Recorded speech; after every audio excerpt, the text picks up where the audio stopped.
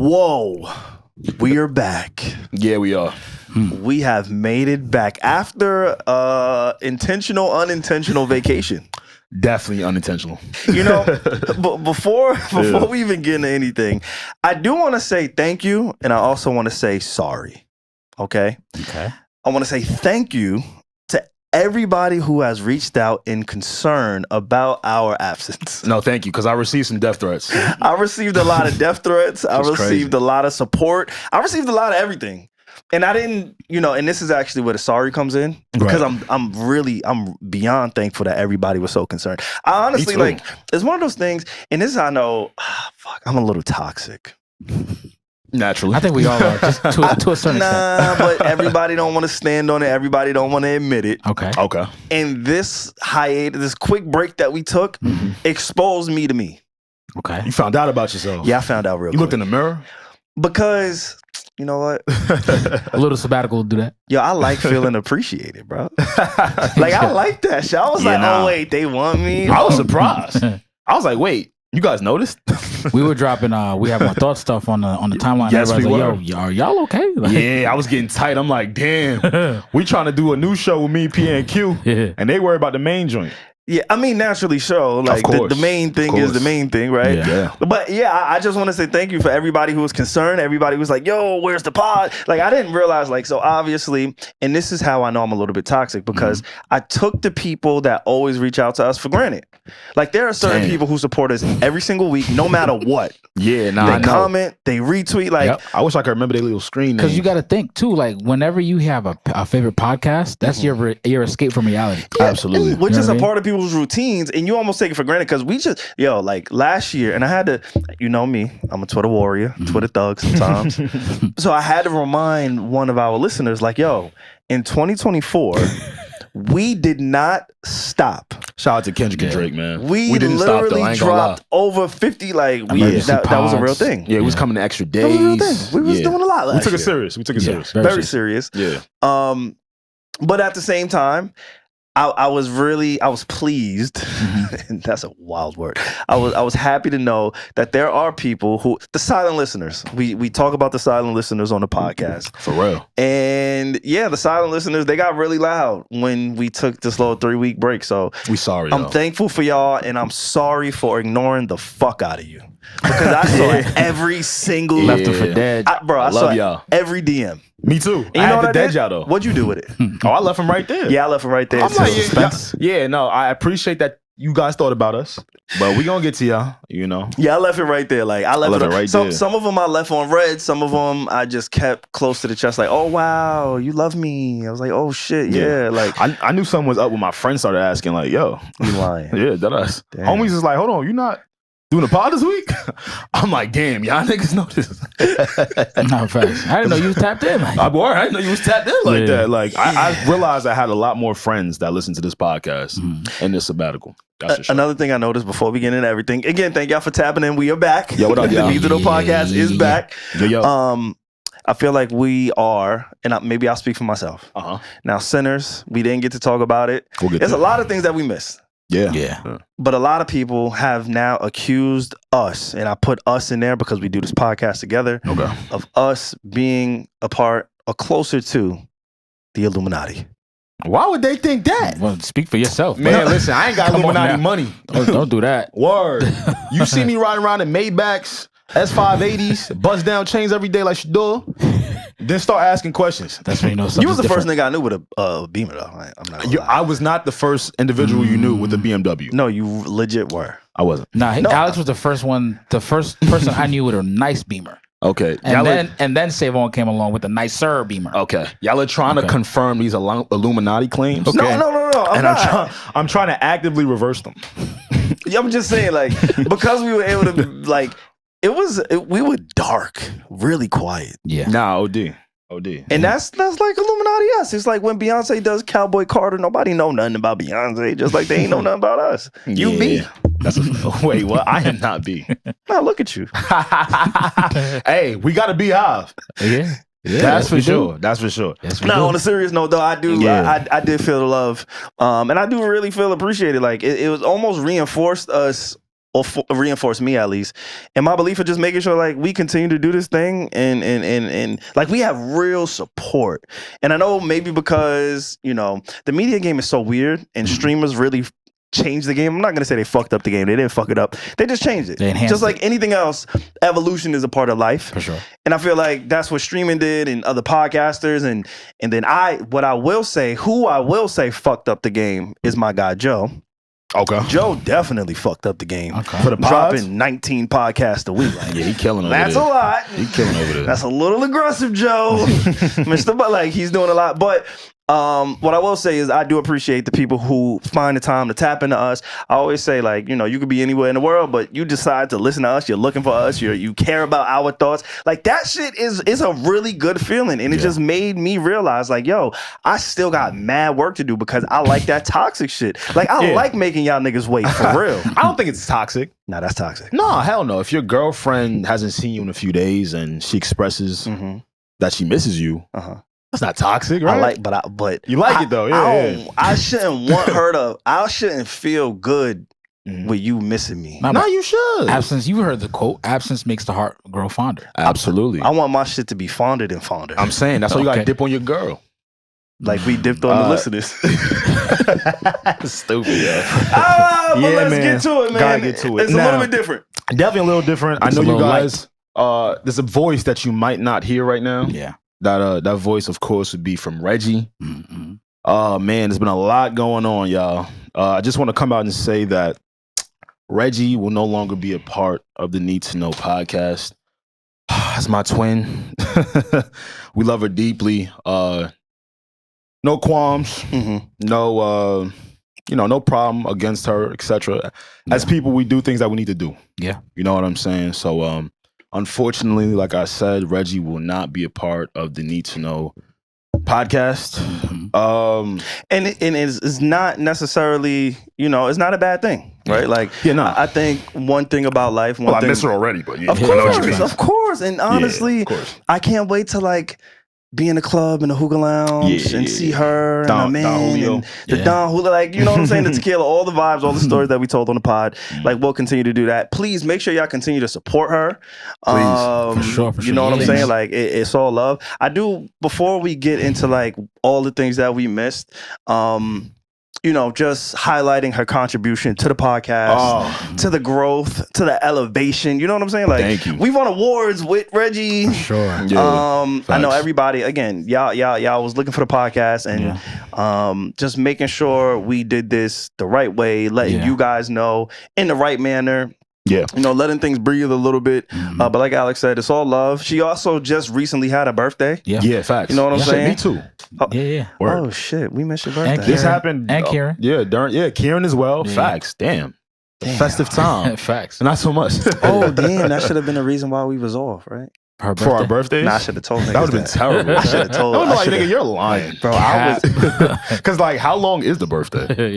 When it's 3 though, we can spread them out. Yeah, once a week. One get a week, right? Yeah, just spread equal to the birthdays. That's what's up. Okay. That's what's up. No, you do. Birthday.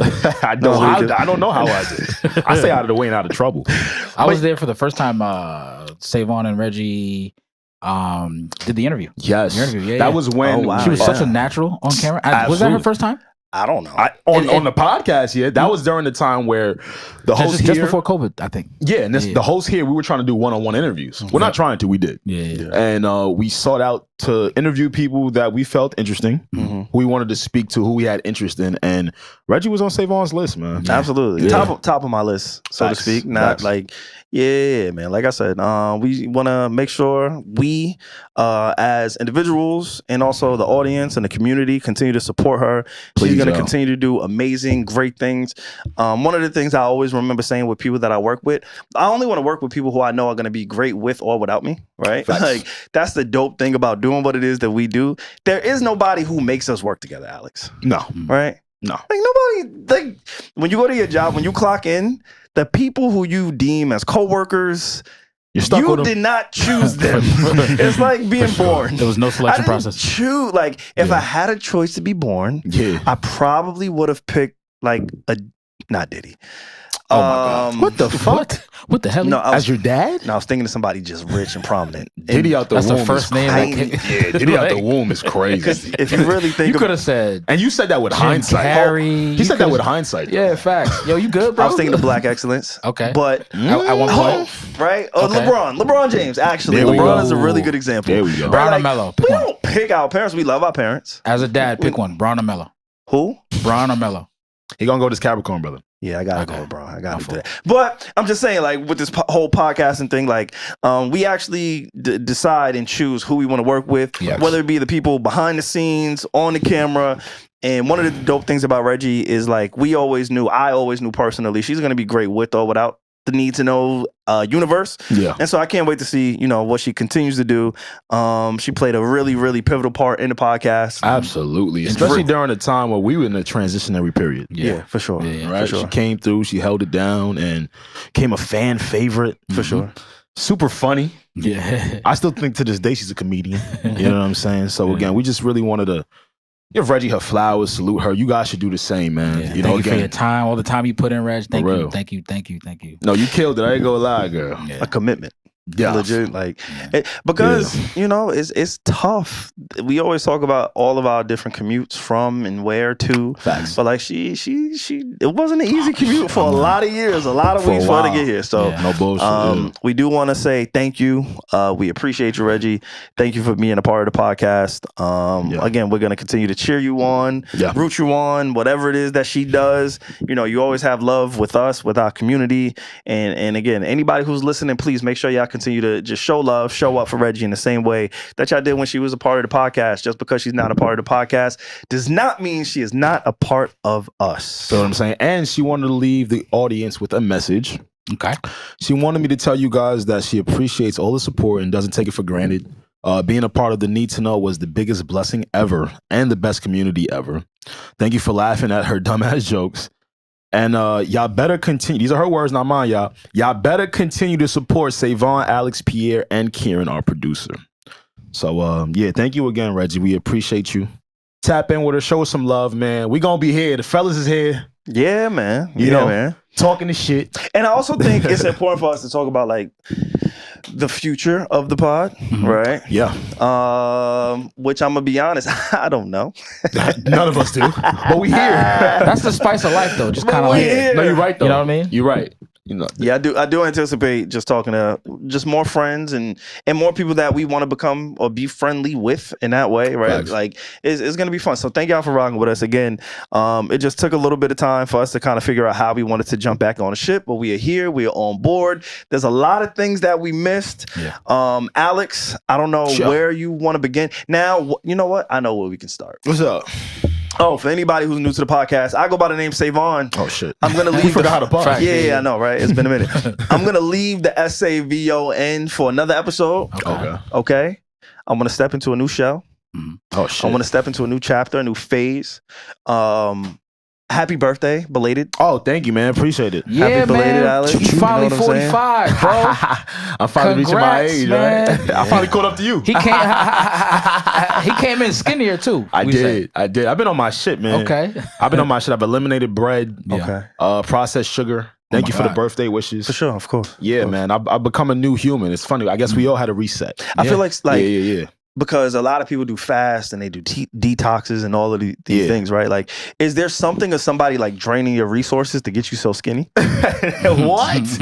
No, man. What the fuck? I had to think about what the fuck he just said.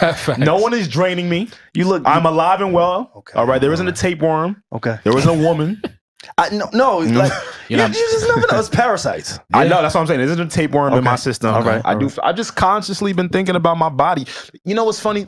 It's so cliche. For years they've been telling us your body is a temple. For sure. I'm finally starting to listen. Yo, what's crazy about so I just came back from Berlin, right? I was in Berlin with the Giants. Okay. Doing some stuff there. We call it the pick out there, but basically for the NFL draft. Yo, bro, I promise you. Yeah. The food, you know how sometimes in the States you'll eat at a restaurant, big meal, steak, lobster, yes, pasta and all that stuff, and like afterwards you'll feel lethargic. Yes, bro. In Europe, that did not exist for us. That's why I go to DR. What? No, for real. The food is what? I feel energetic. Like it feels like fuel. Everything was healthy. Yeah. It's what food is supposed to be is what it is outside of the USA. Yeah. We even went to McDonald's. Get this, right? We went to McDonald's. Two quick stories. The glizzy? You got the German glizzy? The Frankfurt. No. They had this thing called curry. How big was it? Don't ask my man that question. Yo, bro. I have no words for you, bro. Me either. Anyway, so we went to Dunkin' Donuts. The lady was like, "All right, what size drink you want?" I was like, "Let me get the big joint, right?" See, I usually get the biggest chai out, right? Frozen chai. Okay. Lady looked at me. She was like, "All right, here we go. This is all we have." All they had was like a large, what would be our equivalent to a medium. And like nothing. Portions are different. Yeah, it wasn't too sweet. Nothing was too salty. Back to the McDonald's. We went to McDonald's, and I told my coworker, I was like, "Yo, bro, we got to try this out." We had McDonald's, bro. It tasted like your favorite uncle's burger, like just made it out off the grill in the backyard, bro. Hey, Pierre, they hate us here. No, I think they're trying to. The U.S. is trying to get preservatives and a bunch of bullshit that our body doesn't need. But thank you for asking. It's your boy, as always, the Paco Rabone Poppy. Never alone, always with the posse. Another year older. I really feel like an uncle now. But God is good. I'm in the building, man. What's up? We here, man. Oh, yeah, what I got? Yeah. What's up? What's up, old man? Old man. I done caught up to y'all niggas. Damn. So P, you said you went to Germany. Yeah. Alex, you did any traveling? Anything happened while we were like away for 3 weeks? I'll be honest with you. We've had some changes. So my birthday was kind of in the middle of these changes. So it was kind of hard for me to kind of plan certain things or be present for certain things. All is well. We're okay. But I'll be honest with y'all. I did not really have a normal birthday. I called but I did go out. Yeah. I called Alex and I was like, "Yo, bro, what plans do you have?" He said he about to go to the Mary J. Blige concert, Dolo. Did you do that? I didn't even end up going. What'd you wind up doing? I went to a speakeasy. Okay. What else did I do? Yeah, just the homies took me out. Like I had a good time. You know what's funny? The homies took the homies. Yeah, the homies. Yeah, the guys. Okay. Right. The guys took me out. Is that what you told me? I'm sure that's what I told you. The other part of it. Okay. I'm sure that's what I told you because it's like, what else would I have told Pierre? Yeah, you're right. You know what I'm saying? Actually, one of the days, probably like the next day after my birthday, I got on the grill. Did you? I saw that. You saw that? Yeah, kebabs, burgers. I'm just leaning to my uncle age, man. You made the meat? Yes, the fuck. Why do you sound so surprised? Yes, I made the food. You just don't strike me as a guy who get busy like that. Are you crazy? No, like I know you get busy in certain things in life, but I didn't. SaVon, I make beats, right? My whole life is structured around trying to create things and do things myself. That's how I treat food. Okay. I'm not gonna lie, those kebabs look a little famished. Yeah, I ain't gonna lie. Okay. Now I'm gonna tell the truth. You're not gonna say that part. Now I'm gonna tell the truth. The ladies was holding it down for us before the men's pulled up. Okay. I'm gonna throw that out there. We came through. We just picked up from where they was at. Not a garnish in sight. They was there. Nah, not the one I saw. We was in the middle of a park in Queens. Okay. All right, forget it. But yeah, man, I do feel blessed. I'm glad that I'm here, and again, I'm another year old. I feel good, man. I feel good. Yeah. You're approaching 30. How does that feel?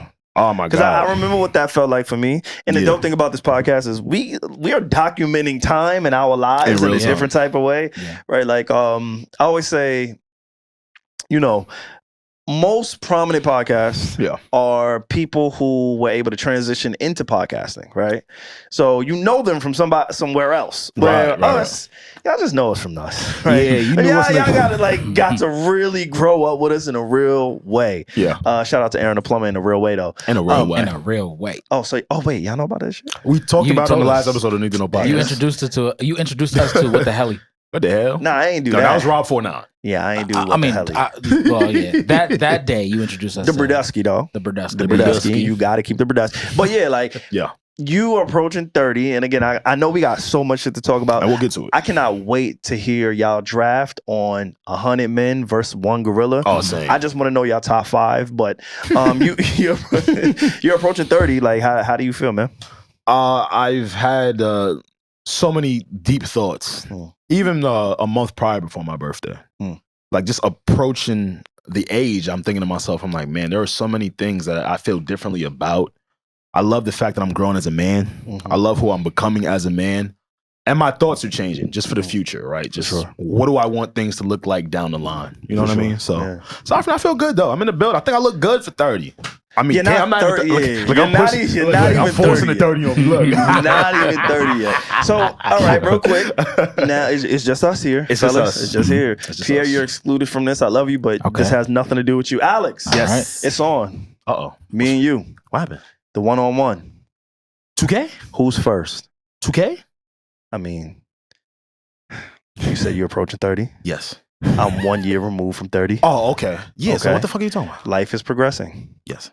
Oh, I see what you're saying. One of us got to have a kid. Yeah. Oh, shit. Come over to my side, please. I ain't even think about little nigga yet. You see me?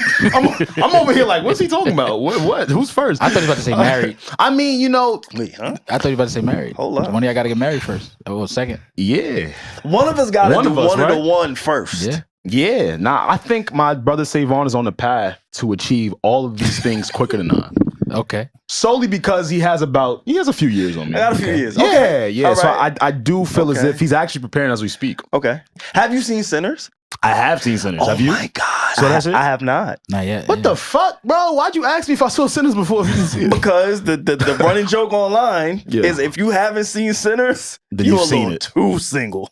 Oh. You're like really single if you have not seen Sinners yet. Oh. And you're like black or Latino. You need to go figure that out. Or white, actually. I know a lot of white folks, they've been tapped into Sinners too. Like, white people love that shit. But I was sitting next to a white person. exactly. So And I was uncomfortable. Really? well, I haven't seen it yet. Oh shit! I haven't seen You it. gotta watch it. It's a play. It's not a play on slavery, but it has slavery It's in there. overtones, right? Yeah, You because that haven't, time have period. you seen it? I've done research on it. So But you you ain't haven't seen it seen either. No, not yet. No. I'm the only nigga that did homework. So again, we got a man who's married who hasn't seen it. Now he was traveling, he was working. He was. So I'm gonna give him that pass. Berlin. And between you and I, because we're gonna get we're gonna do dual offs. Duel off. Actually, you and Pierre are in a duel off right now. Yeah, facts. What is it? I'm gonna win though. Who can gain the most amount of Most muscle? muscle, We're yeah. not doing that because he's not. That's the fucking with duel you need. To He's do, not right? what? What'd you say? Say it a little bit louder. me. He's not fucking with me. All right, let the Right. listeners know Okay. what exactly the bet is. Don't though. you love it when your friends are delirious? But I don't want to come like made them wait for 3 weeks. Like it's on the Eddie Murphy. Let's keep it on Sinners. Okay, let's keep it on Sinners. Yeah. I want to keep it on Sinners because I've avoided a lot of podcasts because so many people have been talking about it. I didn't want it to get ruined for me. Okay. Yeah. But I also knew you know what? Me and Alex, we both single or whatever, right? So I gotta talk to my mans about not seeing the movie because that's what they're saying on Twitter. They're like, yo, if you're really single, you haven't seen Sinners. Because dude, who you going to see Sinners with? I went with the homies. You just do everything with the homies.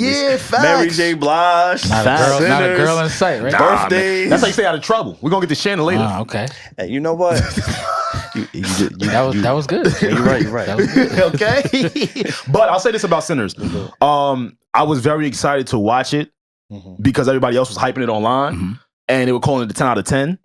I think Ryan Coogler is phenomenal. Yeah. I think Michael B. Jordan is phenomenal. We'll probably get into depth about it within an It episode. was a 97 point something on Rotten Tomatoes. Yeah, I'm gonna say this. I did not think it was a 10 out of 10, but I'll tell you why later. No? No, not a 10 out of 10. Very close though. All right. Yeah. I don't even know where y'all want to begin. Oh I my guess. God. Let's Well, you know what? Let's start with life. Yeah. You did your birthday. Facts. Pierre. Yes, You sir. say you traveled to out the country. Germany. You was out of the Berlin. country. Yep. How was that? Cool. It was fun. Really good. Really nice. I would advise everyone to travel. Just, I'm gonna just leave it at that. Good food, huh? The good food, real good food. I Healthy. bet. Very healthy for you. Yeah. What was in every which way it was healthy. You were out there for work though, right? Yeah. All right. So when did you have time to play? There's no play. Nah. No play? I mean, No. But he was, No, he was no, with a football team. nah. Yeah, but And I wasn't with the team. Members from the team. Or past team. But look at Pierre. yeah. Does he look like a guy that plays? That nigga got a baby now. You know what's funny? I got picked up to get back home from the airport, and the driver thought I got drafted to the team. He gassed your head up, didn't he? I was hyped, bro. He gassed your little I'm head not up. gonna lie. I was hyped. I ain't gonna. You do look like you could be on the practice squad though. Yeah. Practice squad is fucked up. That's crazy. No. So you saying I'm not as if you was I don't that give ill, up like you'd I'm be a there. starter. If I was that ill, I'll be in the NBA. It's okay. We can let it go now. I'm a starter, bro. It's okay, Pierre. But yeah, it was fun. I would advise everyone to travel before life is So you can't. over or anything and Yeah. stuff. I think it was fun for me. Very fun. That's dope. Any work trip, there's a little bit of leisure time, so Right. Yeah. I kind of did that a little bit, and it was fun. Okay. Dope. So while we were figuring out how we wanted to make these announcements to the changes and everything, I am trying to figure out, okay, what is the best way to do this? We've seen so many different podcasts go through so many different iterations, so many different changes and whatever, the revolving door of things, right? So for me, it was important to get like real live feedback. Who'd you ask? And so I didn't want to personalize it, right? I didn't want to go, because if you go to your circle, you go to your friends, you go to your family, by default, they're always going to see it with a different, your lens. Yeah. You know what I'm saying? Like, it's going to be like, hey. Most of the time. You know what I'm saying? Like, cool. So I didn't want to do that. And it's so funny how life, God, the universe, Allah, whatever, whoever you believe in, it's really funny to me how things kind of play out. And so while we were figuring out how we wanted to kind of come back and, you know, just address the changes here on the pod, I ran into, and I spoke to a few people in like industry peers and people that are in this space. I went to an event in Jersey, Newark, New Jersey, and I ran into Charlemagne. Charlotte, what up? I ran into Charlemagne the God at his, him and Raekwon. They have a dispensary, a cannabis dispensary in Newark called Hashtoria. I don't smoke. What was you doing in there, man? I had no business in there because I don't smoke. You took an edible? I did, actually. I knew you did. I did. You just saw a gummy bear, was like, yeah, let's do it. It was watermelon. Watermelon. The nigga came living out. Up to your nigga. I ain't gonna lie. He said, hold on. Who came out? The nigga. Yeah, nigga. Hey, I saw the watermelon. I said, wait, hold up. Let me get one. I need that in a real Kool-Aid version? Right. So I ended up, I went to this event, and Charlemagne, he walked in. It was his event, so obviously I knew he was going to be there. And shout out to Ali V. Her and Ivy Rivera, they actually were the event planners for it. Nice. So I kicked it with them for a little bit. I saw Raekwon. Raekwon showed love and everything. He's a good guy. Shout out to everything that they're doing too, by the way. Like, it seems like they really got a dope movement. But I went to the event, and ironically, and I can't wait to write my book one day. Oh, you want to write a book?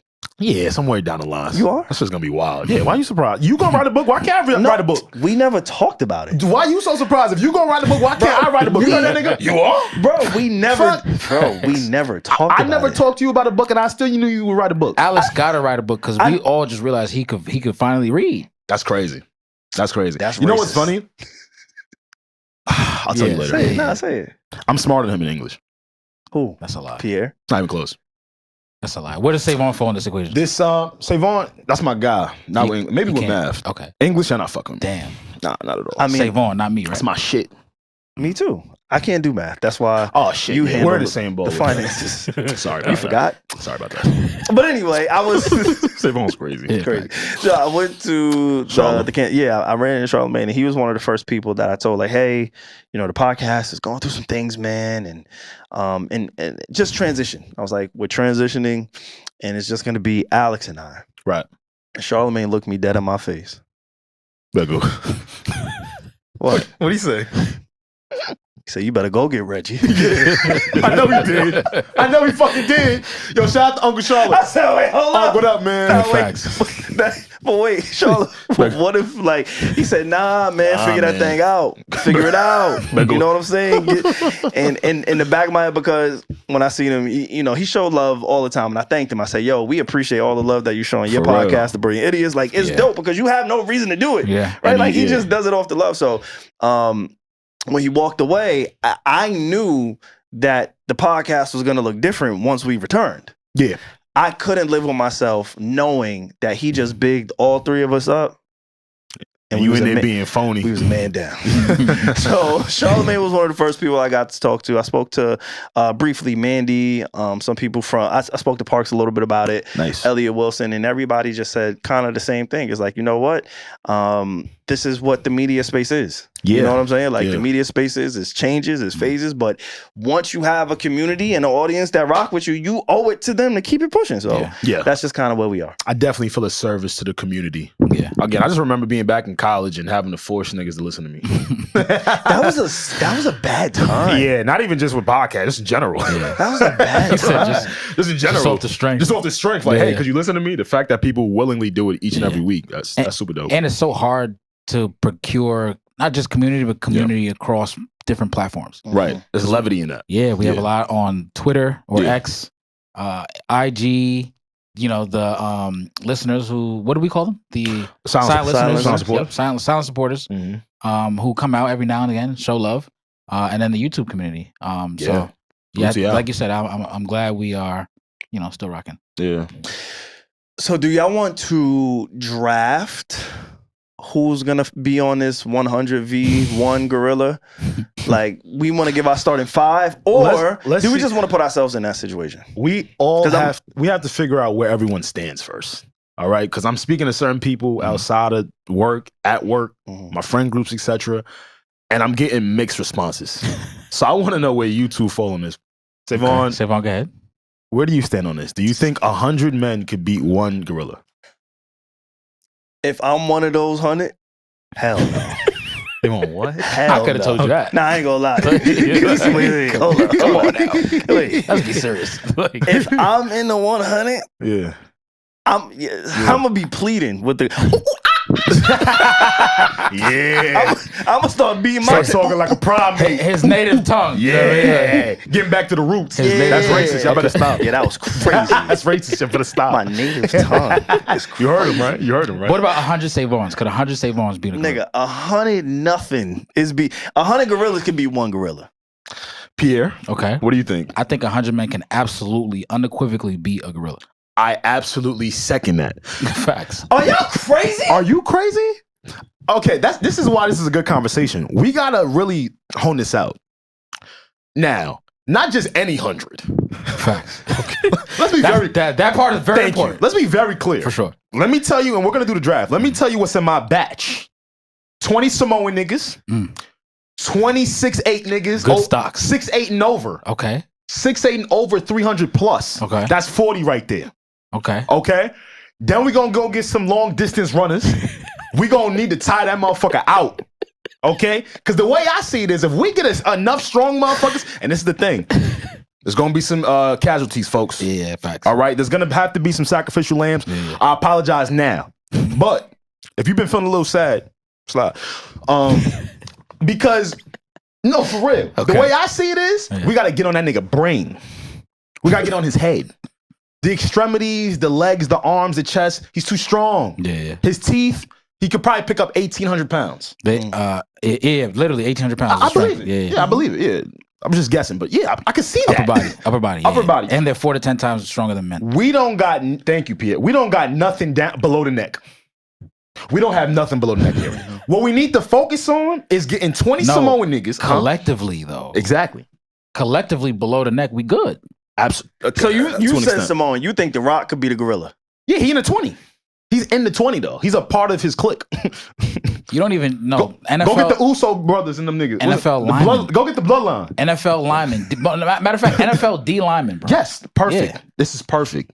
Get me 20 of them niggas. Facts. We have 60 right now. I'm going to have Dexter Lawrence on there. I'm going to have Vita Vea. Are you Miles Garrett? Are you crazy? Miles Garrett. When the last time I've been to the zoo? It's been a few years. It's been a while, right? Yeah. I've gone to the zoo recently, like within the last year or two. I got my bag. So that's why you scared. You went home. It's not about. I'm smart. I love me. Okay. You know what I'm saying? Like, I love me. Like, when the last time you looked in the mirror and said, "Ooh, I love me." Every day. Today. You get what I'm saying? So you too should feel how I feel. You know what a gorilla would do to you? I mean, Dolo, but it's some more people. Yeah, facts. I don't know why I keep doing this. And we can strategize. We're strategizing right now. Yeah. SaVon, I got 60 niggas right now. It's 20 Samoan niggas. It's 20 D linemen. Who's going first? What's the first wave that you're sending? No, you don't send you send everybody collectively. That way you confuse it. You can't phalanx. The first person that gets their face grabbed by a gorilla claw, everybody is going to rethink. But we are talking humans, right? No. We're talking humans. These are humans that we're going to send at this gorilla. Yeah. As SaVon is talking, how tall is a gorilla? They vary from different lengths or different sizes. Every gorilla's not the same. Human instinct. Yeah. No. All right, you know what? I got something for you. And maybe this may not apply to you, Pierre, because I don't necessarily know what you was into in your upbringing, right? Yeah. Alex, although you and I, we did not go to the same school, the same high school. Right. We came across each other in college. We met in college. But by that point, we were pretty much established in who we were, our friend groups, and the things that we like to do. Yeah. right? The dangers that we chose. I'm gonna assume we never talked about this. Just like I didn't talk about you having a book, right?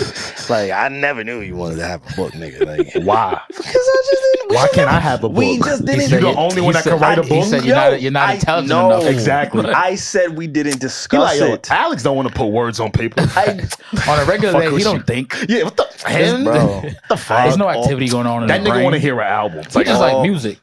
He only know notes. He don't know words. Yeah, that nigga don't know books. He's stupid. All I said is we didn't discuss it. All right. Okay. There's a few other things in life we have not discussed that I'm gonna feel confident in assuming. Yes. Okay. The first thing is you've been to house parties. Yeah. Vibes Cartel. He's been freed and in the States since we've last Sold out the Barclays right? back to back. He sold out the Barclays. Did you go? I did not go. That looks like an event you would have been at. It would have. Yes. I can feel your energy there. Yeah. Fever. Yeah. That's your shit. Yeah. Shout the vibes. That's number one. But I can assume you've been in a basement party before. You've been to a get together, a BP, whatever it is that you called it. Yeah. At whatever time, and at some point, Boshment. at some party that you've been to, there's been gunshots that have gone off. There's no weapons. That's the whole thing about this conversation. No, but you didn't. I didn't. I just asked you a question, brother. Just like there have been gunshots. There yes, have. unfortunately. That you've been to, right? I dodged. Wait. Why'd you assume that? Because it happened to me too. Yeah, in fact, we come from the same walks of life. Okay. Geographically. Okay. Geographically, I can assume, Yes. certain pockets and ways that we like to turn up. Facts. There's been a lot of parties, a lot of functions that have ended up in gunshots being shot, whether it be in the air, at a person. In your face. And you're just there, and you're like, holy shit. What the hell? What the helly? What the helly? What the helly, Barry? What the helly? I live in What Iraq the or hell? something? Oh, we gonna talk about what the helly too. But it's like, all right, cool. Now, when that happened, what did you do? For a gunshot, I ran. Okay, all right. 100. No, I'm not done talking. 100 niggas deep. I'm getting my flag out, and we all gonna bang the set. Facts. But, and are if you crazy? if the gorilla takes the face off of the first person, cool. He preoccupied. That's what I'm saying. But there are no weapons in this conversation. That is the most important caveat about this conversation. There are no weapons for either the gorilla or the people. I hear you. Yeah. But why, when you heard the gunshots, you didn't try to find the gunman? Because I can't punch a bullet.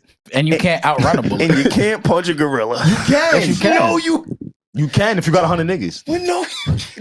That's my point. Can we talk about strategy? Human nature is to say, oh, wow, you know what? You're mine. Because in my mind, I always thought I could fight a gunman. I did. That's because you're insane. I thought I could save him. I was like, I'm gonna save him. I mean, it depending on proximity. If you're closer. I'm like, you're insane too. I'm gonna put the cape on, and I'm gonna go in there in the face of danger, and I'm gonna make sure everything is okay. I'm gonna de-escalate the situation until, shorty shaking rum, me pum, boom, all the shit. Nigga, vigilante. You hear him? What? The Vibes Cartel shit. She was shaking their rum, pum. I bet. In the party, right? In the pum, I bet. With the pum, pum. You ain't want to wait. You ain't want to run away from the the pum. waistline, the waistline. I bet. You did that shit. Multiple times. But once the gunshots go off, your instinct Can I ask kicks you a in. question? So if we on the front line for the gorilla shit, and you see the gorilla break my face, you not following up. Oh, I am, but I'm gonna follow up behind Dwight Howard. Can we give me can we pause? You gotta pause that. He might go in backwards. Yeah, he might get excited. He might turn around. That nigga might get excited. About face. Yeah, I know. Stick his ass. Dwight, disregard what I said, brother. Disregard what I said. Now let's get back to strategy. He might look for the bananas. How tall is a gorilla? All right, Google that for me. Thank you. Okay. SaVon, I'm gonna grab 10. All right, not grab. You're making everything sound crazy right now. I'm going to have 2610 niggas with me. Okay. Nigga not listening. The world is big. Finding 2610 niggas isn't the hardest thing to do. And two, if you do the math correctly, come on, man. 20 times 5 is what, 100, right? You have 20 people on each limb. And 20 people on each limb and one on the head. Have you two been next to a person who is 7 feet tall, over 300 pounds? Have you? I haven't. Okay, I have. I used to hoop with them and against them. Those are really fucking big people, bro. And they're strong as fuck. They are. Okay? So my whole thing is based in numbers, baby. It's based in numbers, baby. If we could get somebody, it's gonna be tough. But if we could get 12, look, you see how I'm changing my numbers? 20 of each. We're gonna be good to go. But what type of gorilla? Like if it's a silverback, I don't know. How tall is a silverback? They say up to 6 feet. It says based off what Google. Nigga, that's me. Can you lift? I'm taller than 6 feet. I'm like 6'1". Can you lift 1,800 pounds just from your upper body? No, but 99 others plus me can. More. Correct. Yeah. Okay. That's my whole thing. Hey, bro. I heard Mr. Beast is trying to put this actual thing together. He's bugging. He got the money to do it. Now he's bugging. He seems pretty PC, so I don't think it's going to be exactly what it is that we imagine to be. But I do hope you're one of the 99 people that's there, because I just want to see how you react. Because I don't think you've been to the zoo. I've been to the zoo. Not in a minute. Can I ask you a question? Where is the gorilla's brain? Wait, what? It's a simple question. It's not a trick question. It's on his head, right? I would think, yeah. Okay, cool. If I get 99 other people just keep punching. to punch on his brain, like I said, below the neck, we're kind of cooked, especially if it's a gorilla black. Silverback. I'm sorry, a gorilla black. A gorilla black. That's crazy. We being racist today. This is crazy. This is nuts, nigga. Yeah. If I get 99 other people to punch on the head, yeah, some people gonna die. He gonna toss some people around. He's gonna have a problem. He needs his brain to function. And that's my whole thing. I asked my dad this question, and my dad, to your surprise, what do you think he said? That nigga said we're beating him up. My dad said you got to go for the gorilla's eyes. I'm with him. Claw the gorilla's eyes out. Okay, right? Yeah. In theory, it sounds good, because I also heard somebody on the internet say, choke him, right? Like you just want to put him in the headlock. Yeah. Do you know? Like you ever been choked out before? I've been choked out before. I got brothers. I've been close to a nigga done choked me out. I ain't gonna lie. My brother, that nigga, I was seeing life. I said, oh damn, little niggas are strong. They all in the crib just fighting for his life. Yeah, that nigga choked out. But if you ever been choked out before, you've tried to pull somebody off your neck. Yeah.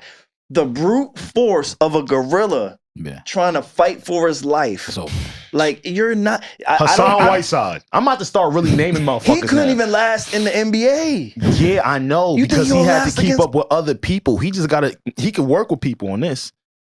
And for the record, it says y'all are crazy. Gorilla's bones are more dense than human bones. So it would take again, the numbers are on our side. So, now, if it's at 100 gorillas, it's over. But SaVon, what about my variation of the defensive linemen, the people over 6'10", 7 feet, over 300 pounds, the marathon Samoans, runners, the marathon runners?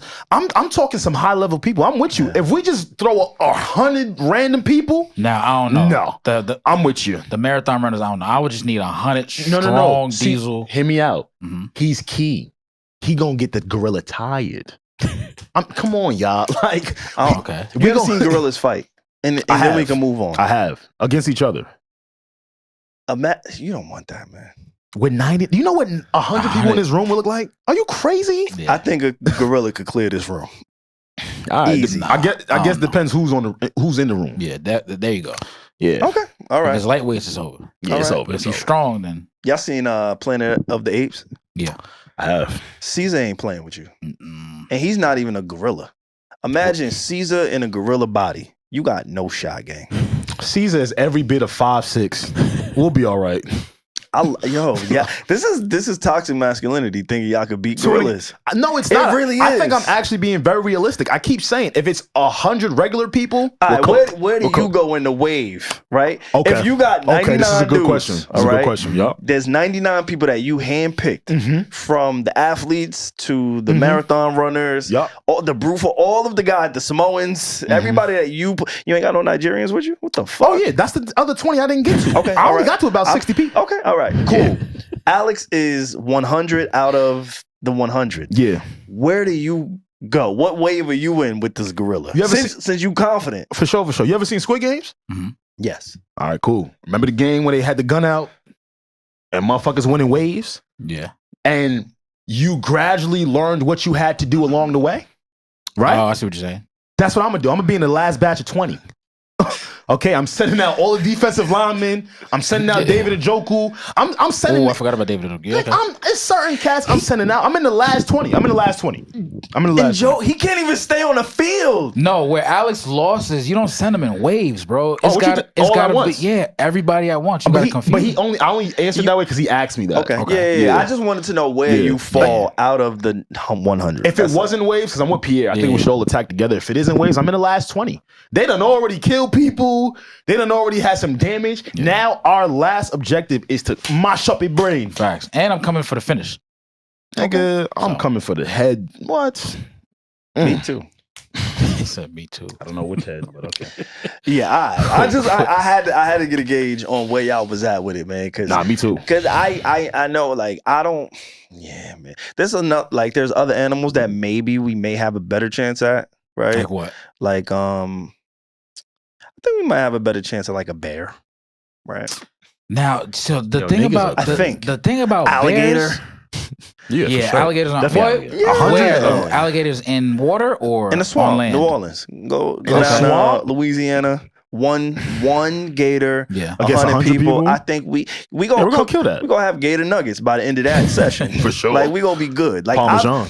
You know what it is? The things that I've seen on a menu in South Beach are the things I feel confident we can overcome. Okay. I have never seen gorilla nuggets on a menu. Nah. So for that reason, I don't think we got that in us as a society. As again, now, if we had weapons, of course, we like humans, we just kill shit for fun, right? With weapons, whatever. Yeah. But I do think that we, you know, there's certain animals we can get that off with. A gorilla is not one of those animals. A orca whale. Oh, yeah, we're cooked with an orca whale. 100. We're cooked. It's just gonna eat us. I think I'm very realistic. Huge. Yeah, I'm very realistic. We got a better shot at, and I said this in like my real life. I think 100 people can take down a great white shark before they could take down a gorilla. On land? Yeah. Nah. In the water? How what are you talking about? You can't hold. This nigga's crazy. How do you hold on to a great white shark? 100 of us in the water at once. I think we got a better shot float away.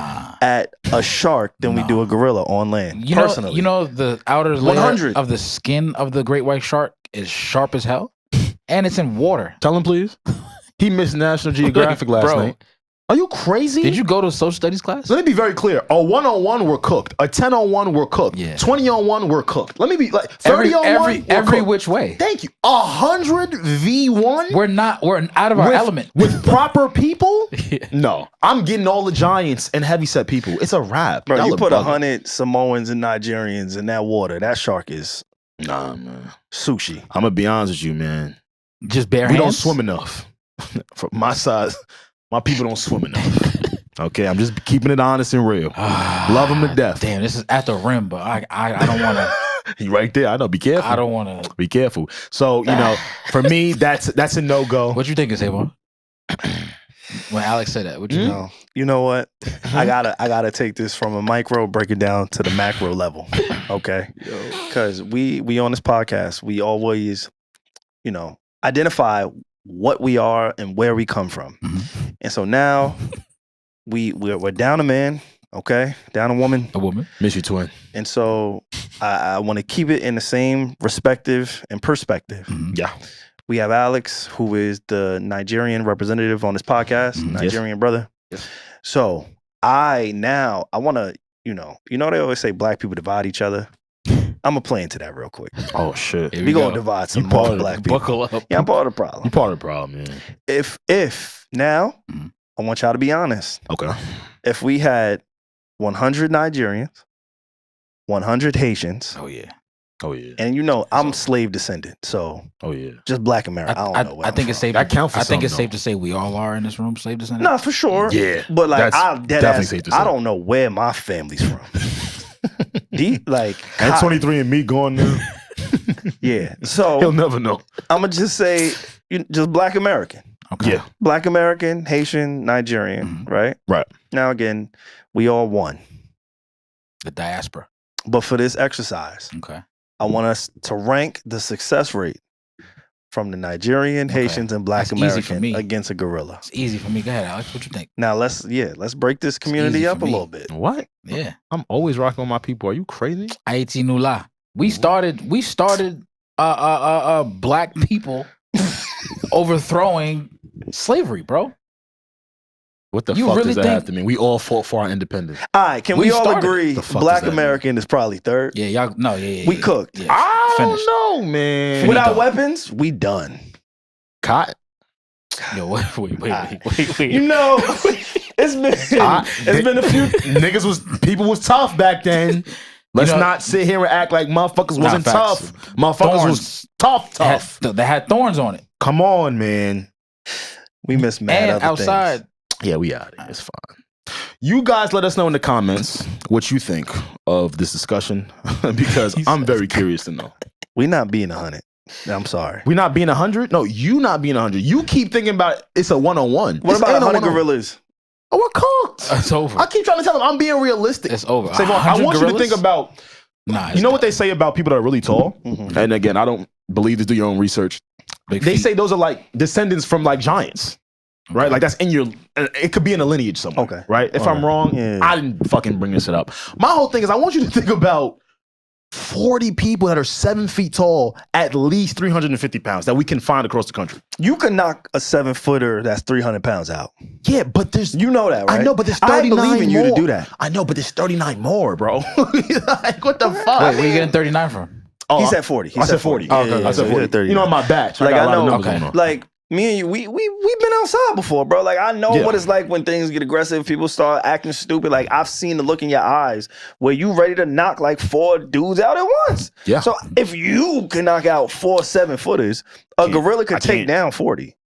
I can't knock out 4 7-footers. I might be able to knock out 1, and if his homies pull up, it's over for me. I'm being honest. I'm gonna be real. Cooked. All right. I'm cooked. All right, man. Yeah, man. Where y'all want to go from here? I don't know if y'all want to go to like the things we kind of missed, or like what's happening in present day. Oh yeah. Gotta get the Unk. Speaking of cooked. Oh, I'm sorry, Pierre. No. You just said it. I did. Yeah. Oh, Unk is cooked.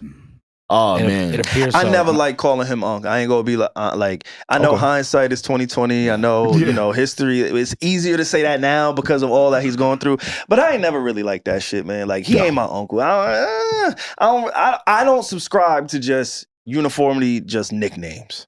I know. When I tried to call you my twin, you said to stop. See, I'm very consistent in that. Like, I never looked at Shannon Sharpe and said Unk just because he put on a do-rag and act like he smoked Black and Mild and drank Henny. I only called him Unk because he was older than me. But he branded himself as Unk because of the antics that he did on FS1, right? He self-proclaimed Unk. Yeah. And then, almost like Snoop Dogg with Nephew, it's just like you adopted and everybody says, oh, Nephew, Unk, whatever the case may be. Yeah. I never looked at Shannon Sharpe and said he's Unk for that reason. I call him Unk because of the way he said he would always grow up. Well, the way he would always say he grew up eating like raccoons and you know what we call that? What? Don't say it. Don't say it. Don't say it. Choose better. Choose better. Don't say it. Now, I want to talk about what the Shannon Sharpe stuff is. Like, I think everybody else kind of knows what it is. He's being sued for $50 million. He's no longer on ESPN. He was a little bit too horny, a little bit too freaky in the DMs in his personal life with an OnlyFans model, right? Yeah. At the time that he met her, allegedly she was 19 years old. She's now 22. It's all nasty. I don't know if y'all want to go in the details and specifics. What I will say is it's weird. Like, simply put, being 50, talking to anybody who's 20, 19, 21, 22, it's just weird. Yeah. And I hope we can all learn from this. Like, once you reach a certain threshold, like, there's a common denominator between Diddy and Shannon Sharpe. Don't say now, that. No, there is. There's a common denominator that I haven't seen anybody really suggest or say. Maybe I heard Charlemagne kind of allude to it, Joe Budden, these guys alluded to it in a certain way. But when you become a certain age, in a certain stature, and have a certain amount of success, there's a target, there's a bullseye on your back, right? Naturally so. And the denominator between the two of them, Diddy and Shannon Sharpe, is neither one of them have a woman that you can associate with them in a, I don't know if honorable is the right word, just an impactful way. A constant woman in your life who looks out for you, keeps you out of trouble, most importantly. It's important. It's important. And this is how you end up in these type of situations. Being 50, whatever, associated with a 19 teen, just teen. Yeah. Right? Like the fact that we even have to associate that with somebody of his stature, of his success, somebody who you would think, again, Shannon Sharpe, he's been successful in not just one career, 2 careers. Some could argue like 3 different careers. Yeah, like he's been the top of the top of the food chain as an NFL player, right? He's been a Super Bowl champion as well as a Hall of Fame player. Like that means there is nobody better than you in this world that has ever done what it is that you've done. And then after retirement, you then find success and reach the top, right? Like you catapult. You jump past your peers. Think about how many artists and athletes leave their careers and they try to pivot. They go on the media, right? They want to be the pundits. They want to be the go-to voice, all of these things. And they don't come close to where Shannon Sharpe is. Near. And it's like for you to jeopardize that, for you to not have that type of foresight, the type of guidance, insulation, all of the things that come with it, like he just looks stupid to me. You know what I think? I think we need horny man's anonymous for the muscle bound dudes. I ain't gonna lie to you. Explain. I think there's an archetype. This nigga talking about 2K.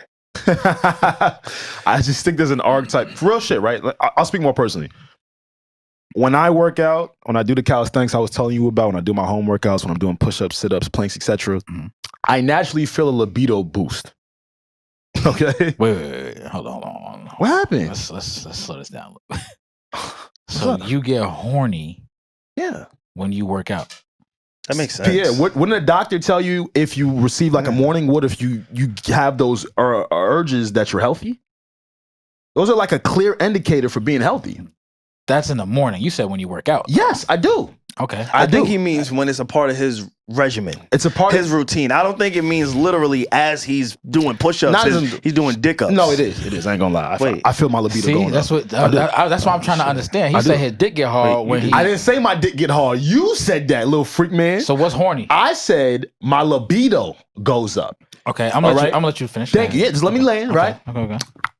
My libido goes up naturally. I can feel it. I'm like, oh my God, I can feel myself depleting my body of all this nasty toxins. I feel myself getting stronger. With more muscles, you're able to do more things within sex or anything sexually, right? I mean, that's just common sense. Motherfuckers like him that be bench pressing 500-600 pounds and they've been an athlete for majority of their adult life or livelihood. It puts a different type of horny in you. Okay.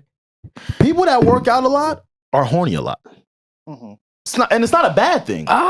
This is true. I've heard women tell me this. Like real shit. They're like, yo, the more I work out, the hornier I feel. Because again, I don't know. Okay, it's true. You can Google it. Google it right now. I'm just trying to speak. Maybe I'm just trying to think in terms of like me, right? That's what I want you to stop doing. Okay. See, I love Pierre because he knows his limitations. He's a respectful man. He's married, exactly. And he knows what he shouldn't do and what he shouldn't do. Yeah. Also, I'm sorry, brother, but you don't got no buku dollars. All right? Wow. So when you call me broke. Yeah, you're my man, though. You're my man. You got some paper, though. He said you broke and brolic. Damn, that's crazy. Nah, he got some paper, though. Trust me. My man right here is good. Okay? He got some paper. That's the love. He trying to even it out. Okay. Gotta clean it up. Gotta clean it up. I just feel like a lot of these dudes who are prominent and have a ton amount of money and consistently work out have different urges. They have different things that they need to get out, which makes them not think in the most clear of light, right? I don't think being physically fit and being horny should be synonymous with being stupid. It shouldn't, but to an extent, it shouldn't. Just but silly, dog. That's your brain coming through, right? Yeah, silly, dog. Because if you read the text messages and kind of see what they were both saying to each other, that they were passing off, to me it kind of came off as, hey, like I have this kink, and you kind of fit into what this kink is. You fulfill it. And to a certain extent, it seemed like, I could be wrong, but it seemed like they were okay and on the same page. It was consensual. They was into BDSM. Yeah. That's some hardcore stuff. Okay. I know people in my personal life who's into that stuff. Yeah, facts. It's still hardcore, yeah. So like even that is like it's a thing of dominance. Yeah. And it kind of seemed like, again, I could be wrong, that, you know, that's what was at play. And my point in saying this is you need to know how to deal with your horny. For the folks out there, I don't think there's anything wrong with working out and feeling more horny than you were before, right? It's how you deal with it. Oh, yeah, I mean, yeah, sure. Because we don't know if that was Shannon's case. I don't know if that was Shannon's case. Strong, yeah. But I ain't gonna lie, Shannon. You should know you probably shouldn't be dealing with a young lady who's younger than your kids. I'm speaking to horniness because I think horniness allows for people to make some decisions that they naturally wouldn't make. But because they're in their brains, they're thinking about their fetishes, they're thinking about what can maybe appease them or please them, they just do it without any thinking, without any regard. That's the whole reason why I'm stuck on the horniness thing. There was one night on Nightcap, Shannon had mentioned, you know, people were telling him, hey, date your age. And he basically said, yo, bump that, date your wage. I heard that. So, and what does that even mean, right? Yeah. Like, if you really, because what I interpreted for the context of the clip that I saw with Shannon saying, I'm going to date my wage is, I'm going to date whatever my money and my status can allow me to date. It doesn't matter the name or the age or the ethnicity, anything. I'm going to date what allows me access to date, right? Most people and most men, and I always find, I don't know if y'all have these conversations with like your friend groups or just regular, like let me not say regular, just people who may not be in the industry or have a cap on how much they can earn. Right. Most people who have 9 to 5, there's a cap on that. That's why how it's designed. The system is designed for you to only make a certain salary. And so therefore, you're never going to be able to reach certain I guess thresholds of earning potential. Yeah. Right. So if your salary is $150,000 a year and you stay in that company, maybe you double it and you reach $300,000. Now that's nothing to sneeze at. That's a lot of money. That's very comfortable, especially in today's economy. But when you enter entrepreneurship, when you enter entertainment, when you're an athlete, there's certain fields that allow you to have unlimited earning potential, unlimited earning power, right?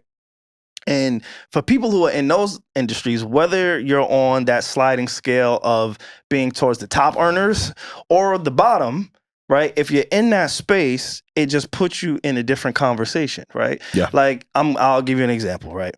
Let's say I have a friend who earns $300,000 a year, but he knows for the rest of his life, he may never exceed $305,000 a year. Okay. And again, that's nothing to sneeze at. Salute to anybody who has a job and anybody who's making anything in that field. But for somebody like us, we're entrepreneurs, right? Alex and I, we own multiple businesses. We're in entertainment. We have a different type of reach. We're in different type of rooms. Entrepreneurs, all of these things allow us to earn potentially more than $300,000. So let's say maybe last year I made $100,000. Cool. Just throwing out numbers. A woman may perceive the man who has the potential to earn more than $300,000 a lot more desirable than the man she knows is only going to be able to make a certain amount because of his career. Right? Yeah.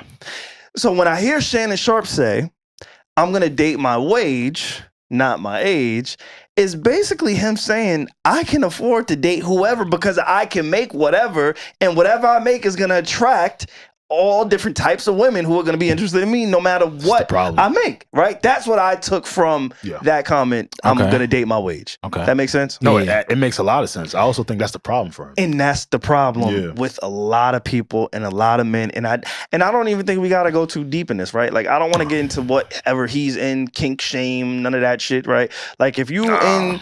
No, but listen, I'm going to say why. Not that black baby in me. Yeah, give me some of that baby gravy. Baby gravy is crazy. I wouldn't use those terms. They was getting it all. I ain't never heard baby gravy. I've had sexy talk in my days. Nah, baby gravy's kidding. I've never heard baby gravy. Baby gravy's kidding. Continue, I'm sorry.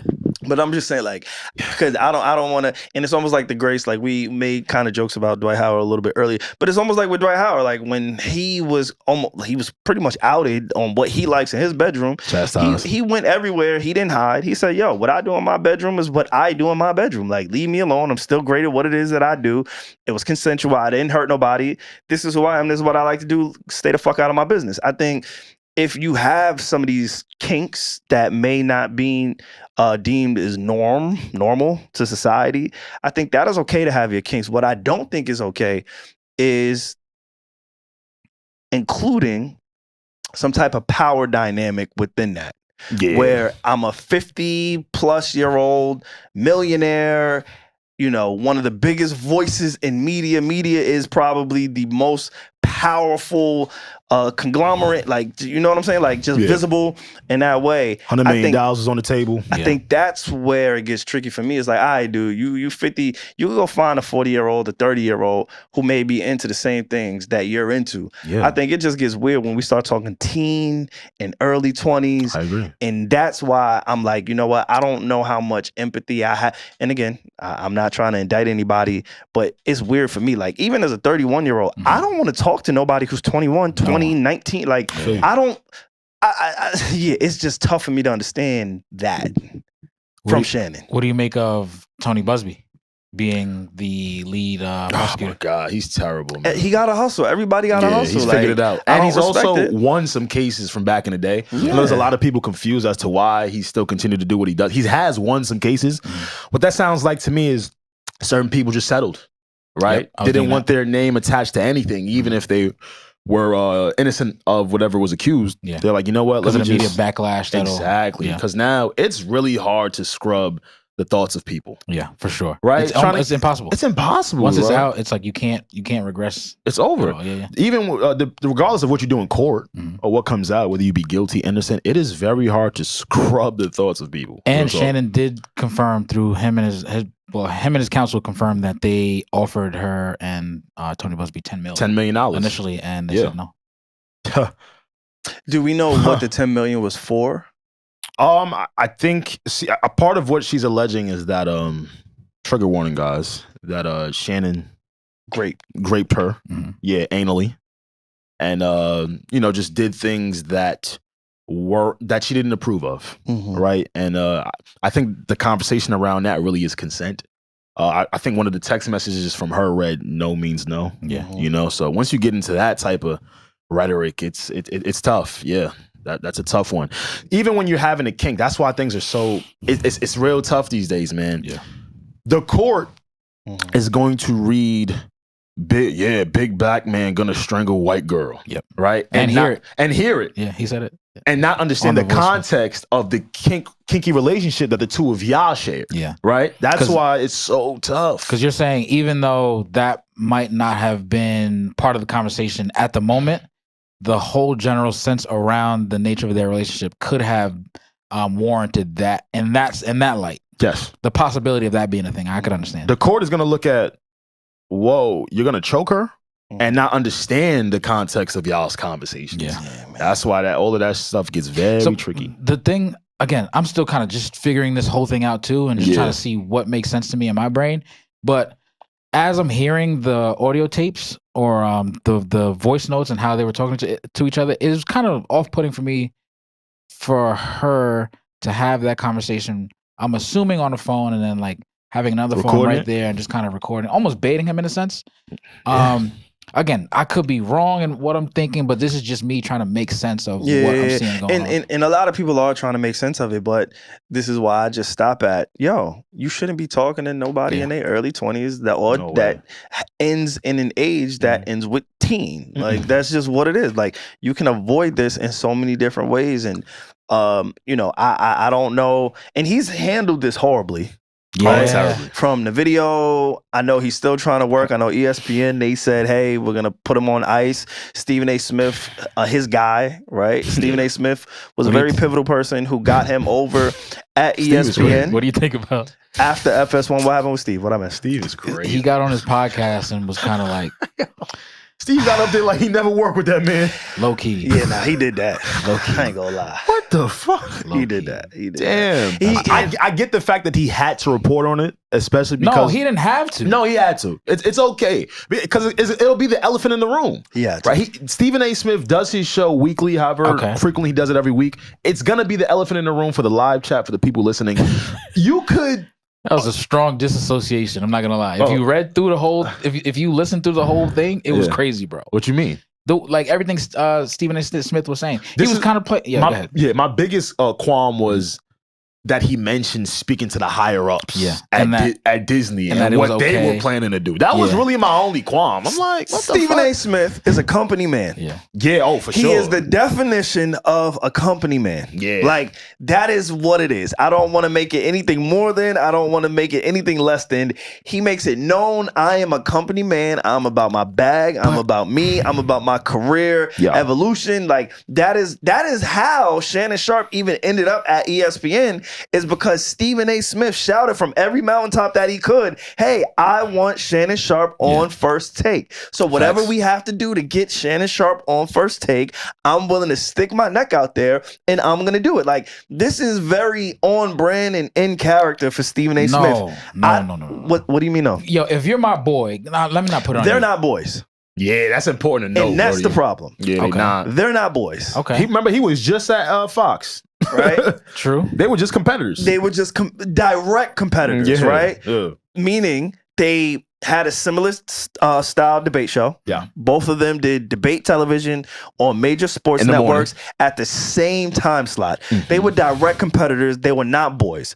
Stephen A. Smith was opportunistic when Skip Bayless and Shannon fell out. Yeah. This makes sense for business, right? Yeah. These are my competitors. Let me step on their necks by bringing over the draw from that show onto my show. They're not boys. I would say they're boys because even in Stephen A's retort, he said he spoke to Shannon and Shannon unequivocally denied the claims, you know? And then he also, my thing is, Stephen A. Smith didn't have to come on his show, on his podcast. He could say whatever, but he didn't have to come on and say, hey, the only reason why I'm addressing these things is because I've spoken to the higher ups, so on and so forth. And then it almost came off like he was the spokesperson for the higher ups that they didn't have to say anything. Don't be fooled, man. Yeah, like, I was about to say he's supposed to say that. He's supposed to say that. He's gonna say that. This is somebody who say that on the show, but again, he can say whatever he wants. But to me, that was kind of like he's a paid advertiser. He's an actor. He's somebody who we know what his interests are. He's somebody we're associating with representing the Democratic Party in politics. Like, you better slow down before you become your president. Like, but this is what I'm saying. Like, think about the person that we're trying to justify as being quote unquote friends and boys. Like, some people, they are out for self, and we talk about capitalism all the time. Like, he's just one of those, and I'm not knocking him for it, but I don't expect him to put his name on the line for Shannon Sharpe. I just don't. Yeah, no, I wasn't gonna say. Yeah, I don't because my boy, if you're my boy, I'm gonna take a different position. Yeah, personally, like I'll mention it, but that was a lot what he did on his show. Yeah, like he did what he felt was in his best interest. He's always going to protect his bottom line, his bottom dollar. We've seen how he advocated for himself on making a certain amount of money from Disney. They just paid him too, and they just paid him. So like he's not going to risk that or jeopardize that for Shannon Sharpe. And then also, I think when you go so hard to try to get somebody on the network on your show, right? Because he went hard. I don't know if y'all kept up with it. He definitely did. When Shannon left FS1, he's on it. He had the cape on for Shannon to come over to ESPN. He was happy. They was doing skits. They was going to Colorado games with Deion Sanders and supporting Shedeur Sanders and all of these things, taking private jets. Like, even with Shannon Sharpe, I know y'all may have forgot, his makeup was fucked up the first week. Oh, yeah. Stephen A. Smith said, yo, you got to fix my man. Like, get that together. He said they had a different makeup artist that didn't use it. I remember that. Like, so let me ask you, let's not be fooled. Like, they may be work friends and close friends, and that's another thing. At a later date, maybe we got to talk about. I actually talked about it on another podcast, but just talking about just what friends are, friendships mixed with business and opportunities. Like, them shits ain't the same, bro. They not boys. I was gonna ask you. I'm so glad you said that. So if you look at the relationship between Shannon Sharpe and Stephen A. Smith, that's one thing, right? Okay. So now, if you're on a show with Shannon, i.e., Ocho Cinco, how would you move? What would you do?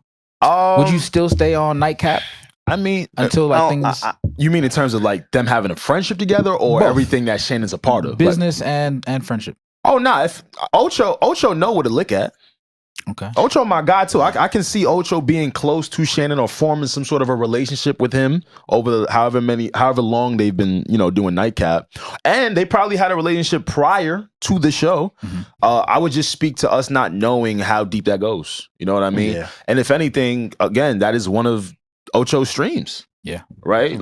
He's one of the guys that retired and wanted to become a pundit. And it wasn't the easiest thing for him to do out of the gate, if I'm not mistaken, right? Sure, yeah. He's finally starting to be ingratiated into certain places to speak about football. So, yeah, if I'm Ocho, you know, you just hope it doesn't affect what you're doing with him.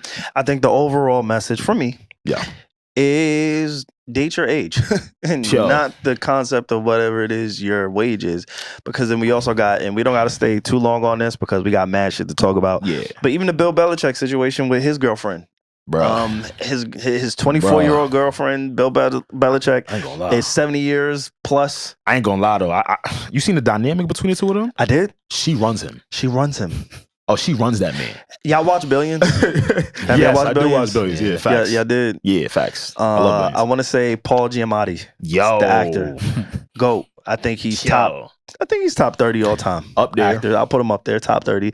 But his character, financial guy, all of the things. He's a powerful man in this show, Billions. Please make sure y'all check that out.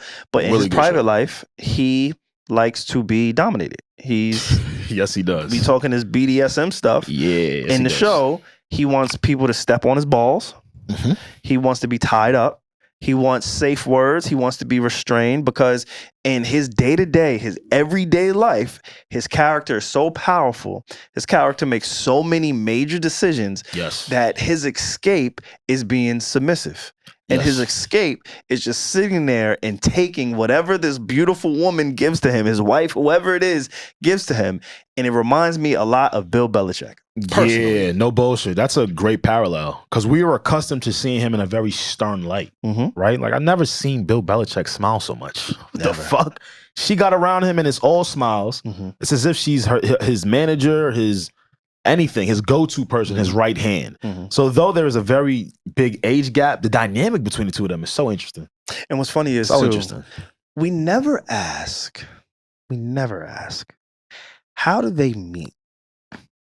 How do these people meet? He went to somebody's football party. How do they meet? I think it's known, but there's a deeper, darker secret on how. I don't know. I'm still trying to understand everything. Okay, just tell me what they saying. I don't know. Not from you. Oh, okay. I'm still trying to understand. He don't know. I'll tell you what I think. Oh, okay. Right? What you thinking? I think they're powerful people who have access to certain rooms, and I think there are opportunistic women who understand the dynamic that they create when they meet a powerful man who may not be in his heyday. Bill Belichick, he's past his prime. Yeah, I think he's past his prime physically. And like, let's just call it what it is. The OnlyFans girl, sex worker, a form of sex work, right? Bruh. I don't know. We can't pinpoint Bill Belichick's girlfriend to be in that same light.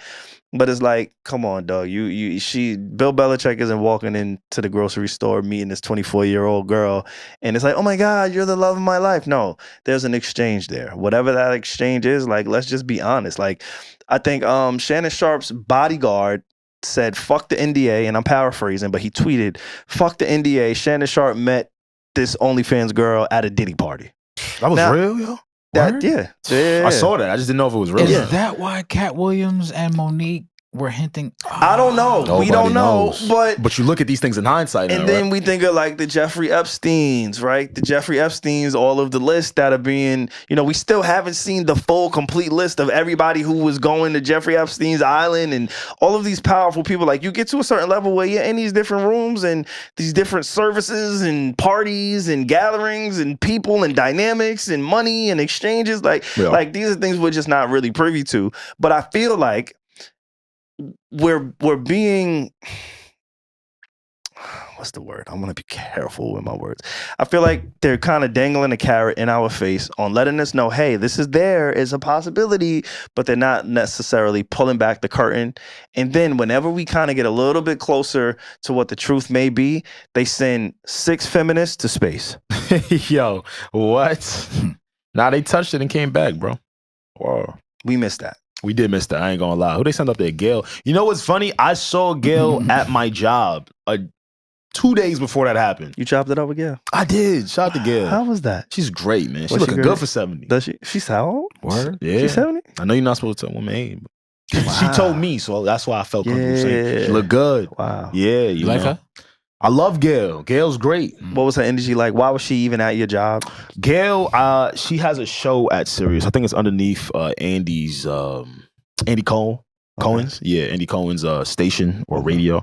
And yeah, she just likes to pop in to certain shows, show some love. And one of the hosts I was working with, she wanted to chime in with her, and it felt good to speak to Gail. Man, I had to call my mother after that. Really? Oh, yeah? Yeah. That's a big deal. Just like going to space, man. That's a big deal. Massive deal. Right? They just send like Katy Perry and, all of like. Amanda Nguyen, Gail, Katy Perry, Carrie Ann Flynn, and Lauren Sanchez. I think one of them is Bezos' fiance, if I'm not mistaken. Oh, okay. All right, Bezos. But I heard he going next. Was it what Young random? Thug? I heard Young Thug is going. No way. That's for real? That's what I heard. Niggas don't know shit. I'm just saying they create the distraction. Even like I know we're a podcast and there's a lot of levity to what it is that we do, right? But like even the conversation and how the algorithm has taken over this 100 men versus one gorilla thing. I think it made it like the news. I think it made it like network television and like ESPN and all of these places, right? Like I'm not gonna say it's all just quote unquote distraction because I think there's also a necessary marketing tool behind it, the algorithm, all of these things, engagement, right? Like you want all of these things, but I do think it is a form of distraction where it's like, all right, cool. What's really happening? Like they reported, y'all saw that report about the aliens turning people into stone. Yeah, that was wild. I kind of believe. But that was a while back, no? This was during the Soviet. During the Soviet, yes. I'm talking about the time where it happened. Yeah, during the Soviet Union. So if they was doing that back when the Soviet Union was a thing, think about what they're doing today. Like, are you?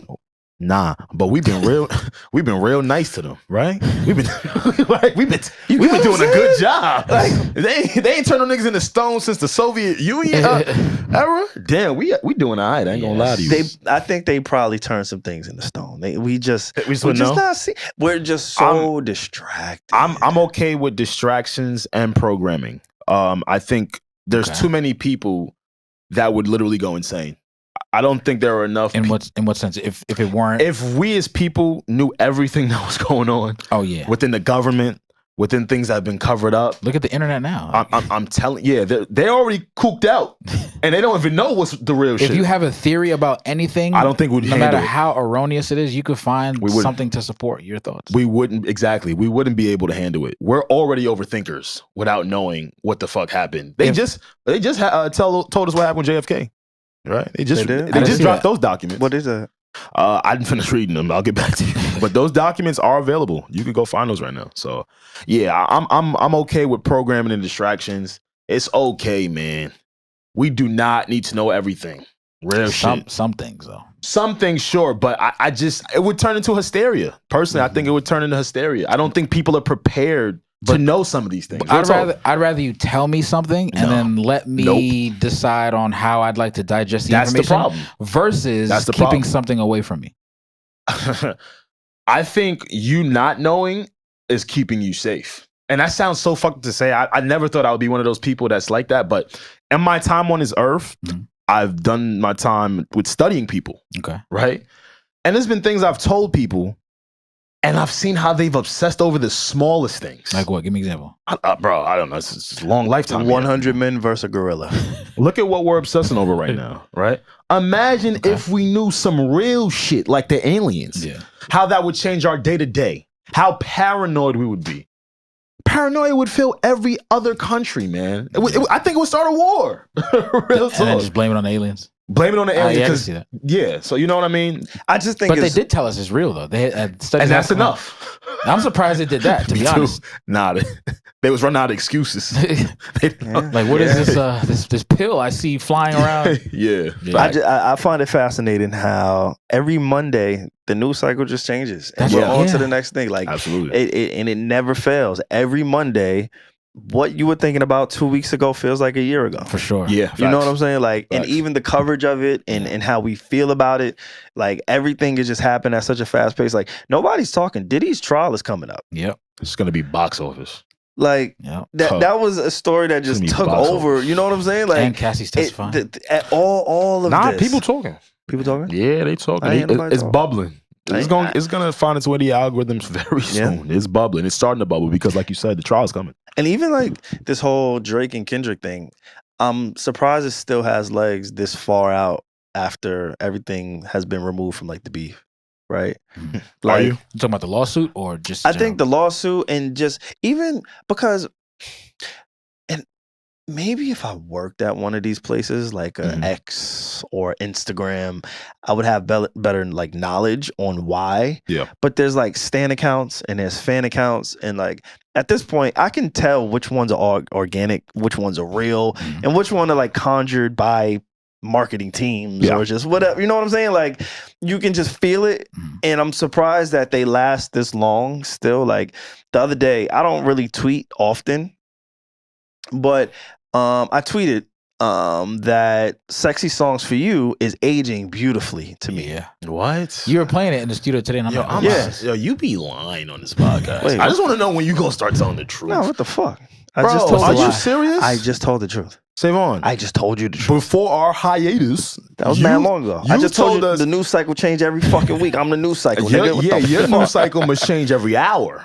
Every day. Nah, SaVon has told us that Drake is a shower, not a grower, right? Other way around. A grower, not a shower? That's correct. Did I not? You did, but you made it seem as if, all right. Did he not grow? I don't know what he did. You said he did it, so I'm gonna take your word for it. You said he grew. I'm gonna take your word for it. I told you. But needless to say, come on, man. I remember what you said. Nah, I'm speaking for the listeners right now. They want you to stand on some business, bro. What business am I standing on? They're saying pick a side. Be honest, because I'm gonna be honest. Okay. The business I stand on is what I stand on, and I don't stand on. Oh, okay. Well, that's there you If go. we be It's hot one day, cold the next. There you have it. Because when the beef started, where was I? You was on Drake. And then when he started getting his ass kicked, where was I? Then you stomped your cape out. Yeah, he stomped it out. All right, and now today, where am I? No, all I'm saying is, my good brother, give all on. music a chance and some time, the same way you did Sexy Songs for You. I do. Oh, no, you don't. Nah, no, you don't. No, you do not. No, you don't. And music, a lot of music does that. Not just Drake and Party. Nah, not that bullshit. There's some bullshit out there. That's the problem. There's some bullshit. But anyway, Sexy Songs for You, I had tweeted something along the, I'm paraphrasing, but I said, Sexy Songs for You has aged beautifully. And I just put it out there because I was listening to it, and I was listening to a few songs. You know what it was? It was the weather changed in New York. I feel you. Today? Just geography. Recently. Like the weather has changed in New York. The weather's finally breaking. Like we're wearing short sleeves. The jackets are gone. The rain is gone. Yeah. My allergies are kicking my ass, and I'm like bittersweet. It's like I'm happy about it because like, oh shit, that means the sun is out. But like I'm dying to pod right now because like my sinuses is fucked up. I got a deviated septum. I might have to go get a nose job. Like I'm fucked up in the game. Nah, you've had this problem for a while, right? In the game, I'm fucked up. You have allergies too, Alex? I had allergies 1 year after the pandemic, and it never came back. I've never had allergies. Matter of fact, I love the smell of pollen. You're a serial killer. Yeah, see, nah. That's fire to me. Pollen does something different to me. You're crazy. I like gasoline. Yeah, I like gasoline. Same. You're not alone in that. But you're not alone in that. I just know, like, so what it was for me, I think the weather changed. I had a different perception. Yeah. Have we potted since I went to Miami? Yes, we did. Yeah, for sure. I think we did a pod or two since I came to Miami. But that was when the turnaround started changing. I'm like, somebody love. I know. With the party version on it too. Nah, it's really a good album. Like it was a good album. So it just kind of shifted my perspective. But needless to say, the algorithm is just crazy how it works because I just tweeted it out there, and then I think I'm almost at like 1 million fucking retweets and views. Wow. And for nothing. They agree with him. Wow.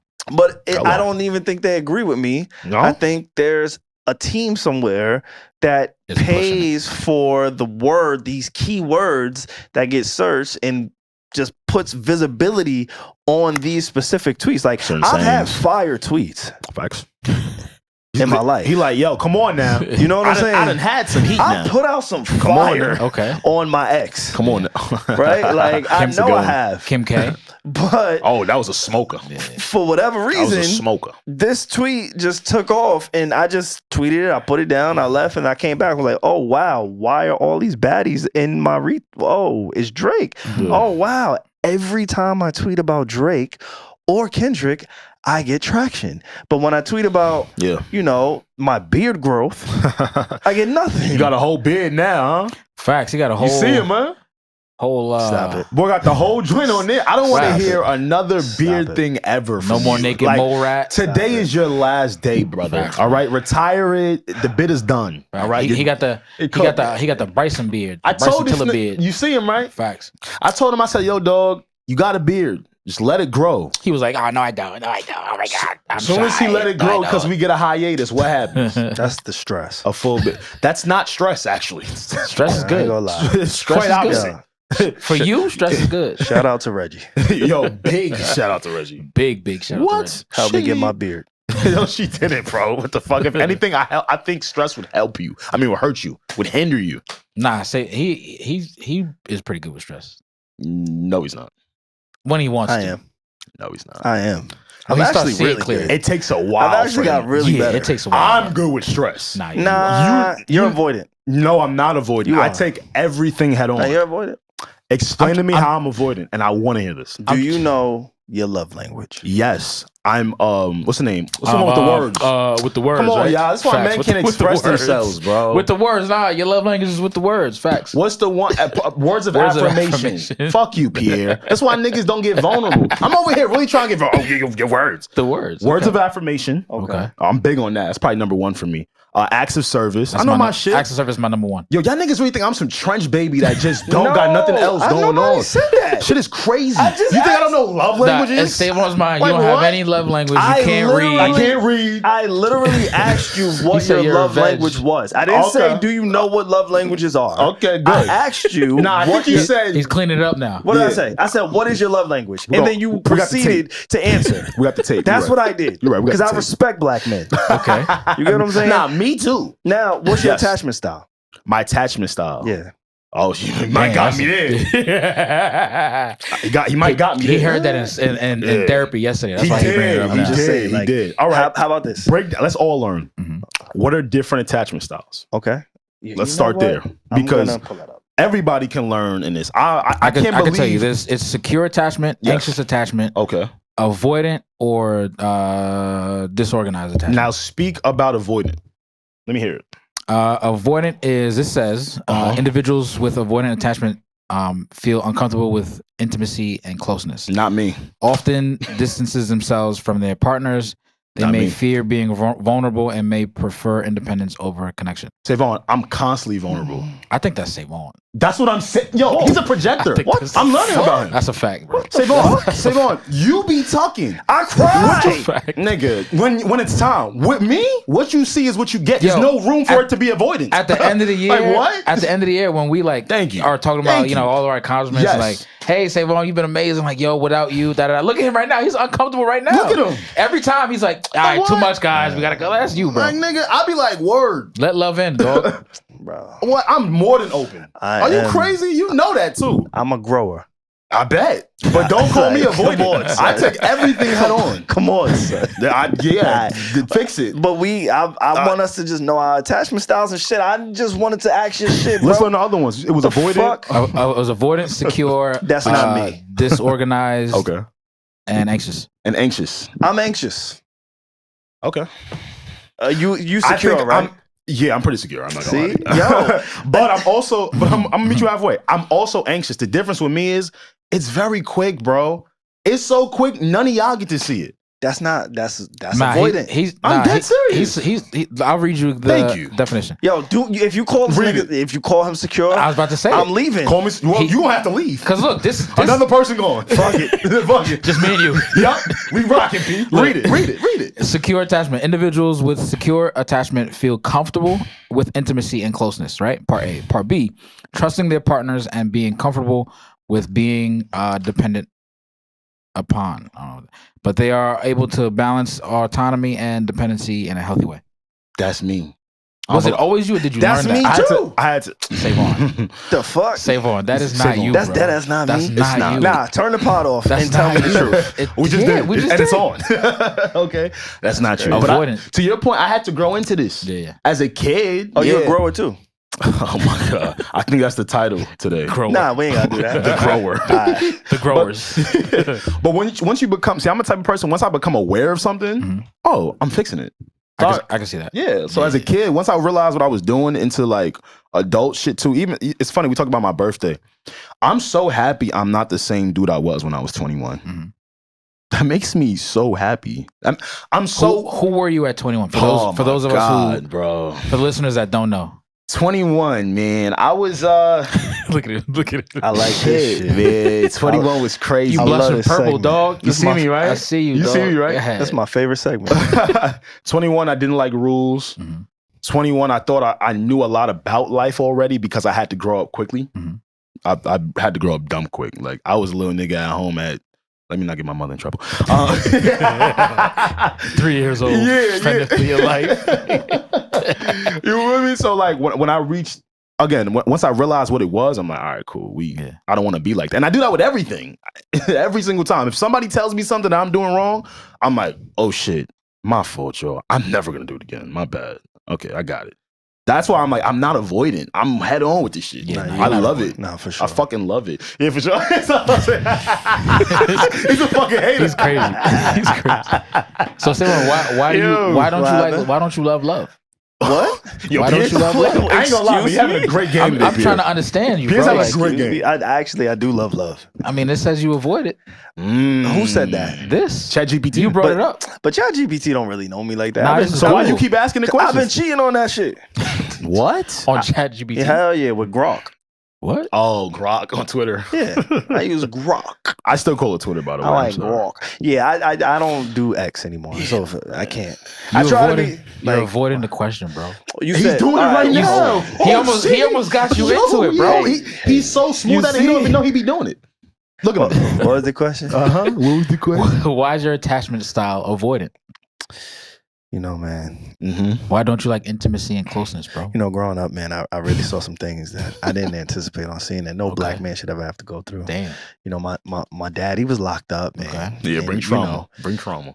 Whenever a black man can't be a father, can't be present due to the system and the society, you know what I'm saying? The struggles that put on me and just the things doing that it right now.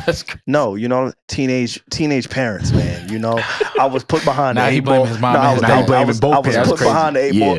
We started the pod talking about you can't pick your parents, man. Okay. I ain't pick these niggas. So how come Alex isn't avoidant? Alex didn't have a dad. I don't know where that nigga at. You know, what's your excuse, bro? Like I said, mean, he had a dad. He just didn't know. Like, sometimes society, when they put a black man behind bars. SaVon, thank you very much. That's enough from you for the day. Topic sentences be crazy.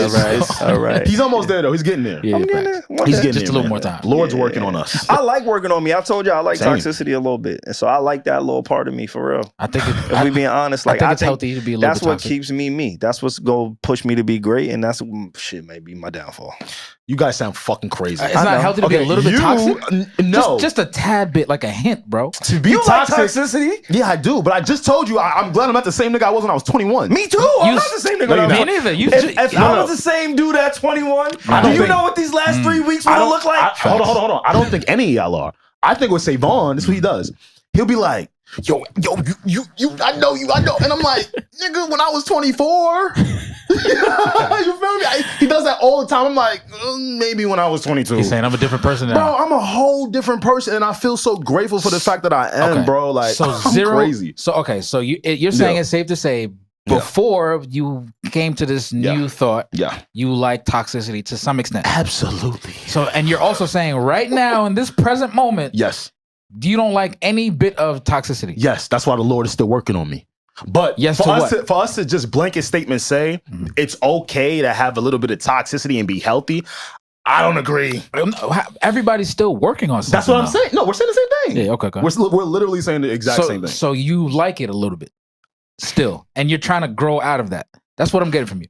I want to ask SaVon, where does the like stem from? Right? You just did the same thing he did. You didn't answer because I'm trying to understand. I'm about to answer it. Okay, I'm not gonna avoid it like that. I just want to know what he means by when he says he enjoys it, right? Like, is it ego? Is it a little bit of ego? Okay. See, I don't have much of that these days. Nah, a little bit of ego. I ain't gonna lie to you, a little bit of ego. Yeah. But like I said this on the pod before. The plant theory? Like I like remember his plant theory? Yeah, I like challenges, you know? Okay. And personally, like, I think we all can attest to this. And you can mark this Like I like raw sex. Oh, that's fine. That's toxic. That's not dangerous. You married? I mean, no. I mean, it's crazy. So why you? So you have to we think shouldn't about be that? engaged. I That's think- toxic. If someone, I won't put this on you. If someone is in a relationship with someone, Where that not. flies. wait, I'm confused. We don't have raw sex. What are you talking about? Wait, What the fuck is he talking about? I'm talking about I'm if you. saying, what the fuck? You're not in a relationship, and neither am I. No, but I'm saying if you were in a relationship, what is going on? Okay. right? Because I don't know. I ain't finna say nothing with you. What you got going? I ain't one of them niggas. Let me cook. Okay. All right. If either one of us was in a relationship right now and we elected to have raw sex with said individual, I don't think that's toxic. But we're all right. All right. The only You want me to especially when personalize both it? parties have I'll agreed. You want me to personalize It would I'll only be toxic Fuck it, Alex. Yeah. When the last time you've been in a relationship? Damn, I can't even tell you on Been a minute. Been a minute. Right? Been a minute. But like a real relationship. What is Yeah, he said I can't even tell you on air. Wait, I Let's can't let's digest this a little bit. Oh, you couldn't. I can't even tell you, man. Why? Yo, this nigga, he talking about He's talking secure about you. and avoided. My last This guy. Nah, you ain't relationship. gotta do it. Don't do it. No, bro, I love it. I'm just being. Come on, man. We doing a pod. Don't man. get in trouble. Come on, man. I'm podding. Who gonna get me in trouble? Ah, The last relationship I count, yeah. the one where it was like, man, niggas done put some mileage in this shit. Yeah, years ago, brother. Probably like around 2019. I'm sorry, not 19 years of age. 2019. Okay. All right. Yeah, all yeah, right. facts. And from that time till today, wait, you've engaged. You haven't been celibate from 2019. No, I haven't. Okay. But that's what I'm saying. I'm not trying to What's get in your toxic business. about that? About raw sex? Yeah, that's what I'm saying. I think it would be toxic for the other party to be like, yo, I don't want to do raw sex, and you keep pushing it on them. No, that's Shannon Sharpe. Exactly. Now that's toxic. That's Yeah, that's that's not toxic. That is dangerous. Bro, it's everything. That's Bro, terrible. it's everything. What I'm saying is if both parties are okay with the raw I sex, think toxic is knowing you shouldn't do Right. something but wanting to do it. No. You can still want Engage in You it? can still want. Yeah. Just the Maybe we engagement can- part. You're like, it's just, yeah. 'Cause if we you ain't gotta wanna- stay here, man. Your desires will still be your Let's- desires, but let's- you can't do that. acting on it. And I think the toxic part about raw sex is if it's being engaged with multiple partners. All right, how about Yeah. sinners? Across the board. How you Boom. feel about sinners? you didn't watch it. You wouldn't fucking know. Because that's what I'm saying. What? Fuck. How you feel about it though? You like that shit? I heard it was a white woman in that Sinners, shit leading the shit. I just spoiler alert. Don't- I'm not gonna. damn No, it. I'm not gonna Wait, speak hold about. on. I'm waiting for y'all to finish Okay. it. But I'll just say what I took from it. The reason in the beginning of the episode, I said it wasn't a 10 out of 10. I'm not trying to hate. I love Ryan Coogler. I think the way it was shot was masterful and beautiful. Michael B. Jordan, the best acting I've seen from him ever In any movie he's in done. any movie. And I think me personally, I liked him. Aside from this, I really liked Fruitvale Station. Fruitvale Station was fire. That was dope. Yeah. Made me cry. Made me cry. Black Panther 2. I see what he was trying to do. He was in the second one? No, Yeah. you mean Black Panther 1? I'm sorry. first one. I'm sorry. I'm over here thinking about when they were swimming in the water and shit. thinking Creed. I'm thinking about Creed. Yeah, Creed, I hated. Creed 1, 2, 3, 4, 5. Great movie. His acting, I'm like, dog, I think this is really more for training, things of that nature. However, this and Sinners, he had to literally play two different people. I don't want to spoil too much. He played twins. Yeah, But I think wanna- we all saw. We saw that. okay. If you guys saw that, I sorry. think, Yeah, I was I spoiled something for somebody this week about twins. They were like, "Yo, I didn't know that." So I was like, "Oh shit, let me be careful with how I speak about it now." But yeah, that was amazing. Specifically because though they were twins and they were identical twins, of course, in the movie, they were completely different, and he was thorough. He was thorough from the one that you were referencing, the one that had a white girlfriend. He was a little bit more chill. Oh wait, hold up. You're going too deep. Oh, I'm sorry. Okay, I'm sorry. I ain't know it was a split between the it's in the preview. It's in the It's in the See, preview. I don't know what I'm fucking up. Hey man, I just know Okay. the nigga played two niggas. He played two niggas. The best acting I've personally seen from him. Michael B. Jordan. And it deserves all of the regard that it's receiving right now. Okay. When you guys watch it, I'll tell you guys why I feel like it wasn't a 10 out of 10. For me to actually get into why I would have to spoil it, I won't do that. I hope I see it soon. Yeah. Did you? I You can't can. wait. Just go to the movie theater. Nah, I don't do movies by myself, bro. Bro, you can do a movie by yourself. Niggas is not in high school That's no actually more, bro. therapeutic. Yes. Go watch a movie, man. Yeah. You never. wrong You've done that with you? before by yourself? Yes. Same.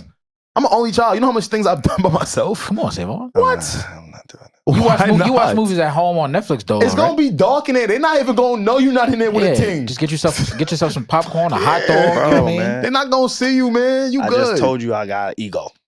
You afraid of the dark? Yeah, he afraid of the dark. They got a nightlight in there with the screen. I can't. I don't want to do that, bro. I don't want to. But I do plan on going to see it, and I can't wait to see it. And I can't, because what it is, especially a movie like this, when there's so much social commentary around it, there's somebody you do want to like experience that way personally. For me, right? Okay, I'm not. I remember what was the last major movie that was like this outside of like the Avengers or whatever. Oh shit! I'm forgetting, but there was one. There's been movies over the years where it's like it's become a social phenomenon, and it's like, oh, I want to talk to people about it, right? And then I think it's also something about experiencing that, you know, movie with somebody and in real time, be like, we watched the same thing at the same time, but what did you pull from it, right? Like for me, honestly, and even if I went to go see it with one of my brothers or my sisters, my pet, whatever, like that's why I wouldn't go see it by myself. Not about the whole ego, oh, I need a woman, whatever. It's more so like, yo, this is one of these movies. It wasn't on my radar. I saw the preview. The preview, like I can't remember the movie I saw, the last movie that I went to go see. But I do remember seeing this preview, and maybe it was just on my social media, where it's like Michael B. Jordan, Ryan Coogler, they're back, right? Like they're now synonymous in their careers. And so I do remember seeing a preview for it, and I didn't feel this much excitement about it. I didn't see too many people anticipating it. Same. But now that it's out, it's one of those things where everybody's talking about it. And so for me, I would want to experience this movie in particular with just watching it with somebody, even if, like I said, one of my guys, my brothers, whatever the case may be. So it's not just about going to see it with a woman. The marketing was very kind of different this time around. I didn't hear anything of it until Ryan Coogler was on The Breakfast Club. Speaking about it. And please wait for after the credits. There's another scene. They on some Marvel shit. It was really, really good. Most people missed this.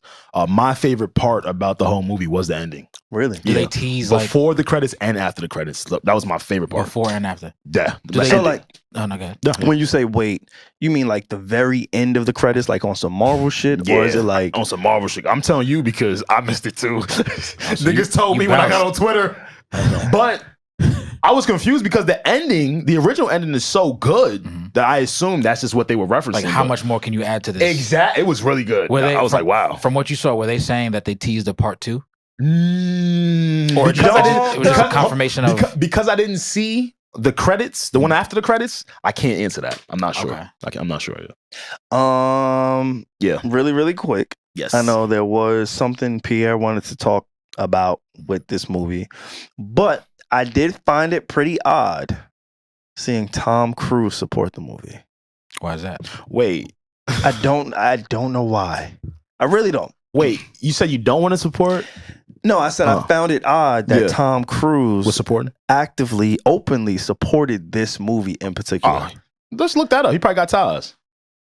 You can look that up quick. It was really, really... Well, what did you see? Like, he posted on Instagram? No, he posted on his Instagram like, yo, please make sure you go check out this movie Sinners. Now, like, if you know Tom, you think Tom Cruise has something to do with this movie somehow, some way? I don't think he needs the money for promotion. Of course. But I will say this. If I'm a part of the marketing team, I would want prominent movie stars to get behind this and promo it if I did have the bag for it, right? So there's prominent movie stars, and then there's like the movie star. Yeah, right? Like, I can't. Maybe it was the NBA playoffs. I was watching the playoffs, and did you know there's a new Mission Impossible? Yeah, I was just about to say that. Facts. It's something like Endgame. There's a final something. There's like 14 Mission Impossible. Facts. Tom Cruise. Sit down. He's like 62. He has to be pushing 70. He's 62. He's 62. It's like 62. Right? Like, I looked it up the other day. It's insane, right? And so for him to support this movie with the messaging that it appears to have, and knowing Tom Cruise's background and his beliefs and his ties and connection to Scientology. That is what made me think, like, wait, what is happening with, why is he supporting this movie? Like, everybody else supportive of the movie is cool. I'm like, all right, cool. Denzel Washington, I expect that, right? Right. The Charlemagnes of the world, all of the people, like the lead, whoever in our space, our culture supporting it. And even, again, not even to make this a race thing, right? Like, just people supporting it. It was dope. Like you said, you went to the movies, you sat next to a white couple, right? I did. Like, you was by yourself? I told you it was the homies. Hell no. Oh yeah. All the homies and and a white couple. That's an interesting dynamic. Yeah, and watching this very black film. Exactly. And I'm paying attention to all of their body language when they say certain words. I'm looking at the actors say certain words, and I look right at them. Did you laugh? That was your movie. I was looking, and I think he was scared. He knew not to snick on some inappropriate. Look straight the whole time. He looked straight the whole time. Yo, he knew I was there. Let him enjoy the movie. He enjoyed it respectfully. He respectfully enjoyed it. Every single time it was some wild shit that I thought he could comment on. I looked right to him. Look right at him. You good? Look. He ain't looked back once. He ain't looked at me once. But yeah, so I thought that was kind of interesting. Facts. Maybe I'll do a little bit of research. But again, shout out to Ryan Coogler. Facts. Shout out to Michael B. Jordan, the whole cast. I heard that the lead actress, she's dating quarterback from the Bills. Oh, Josh Allen. Right? Yeah. I heard about that actually. I think they're engaged. They're engaged. Yeah, All right, engaged. cool. Dating, engaged, whatever. So just interesting dynamics there. And again, we'll do a little bit more research. And also, I do want to say or highlight the fact that Ryan Coogler, am I saying his name right? Coogler. Coogler. Facts. Cool. He signed a deal with Warner Bros. With this. The distribution is after 25 years. I think he gets a certain percentage of the movie. Whatever his deal is something that Hollywood is not comfortable with. Allegedly, something that Hollywood is not necessarily, because they didn't have high expectations for this film. And so I guess they were lenient with their deal and they didn't expect it to kind of blow up in the way that it did. And for him to kind of break down these barriers is super, super dope.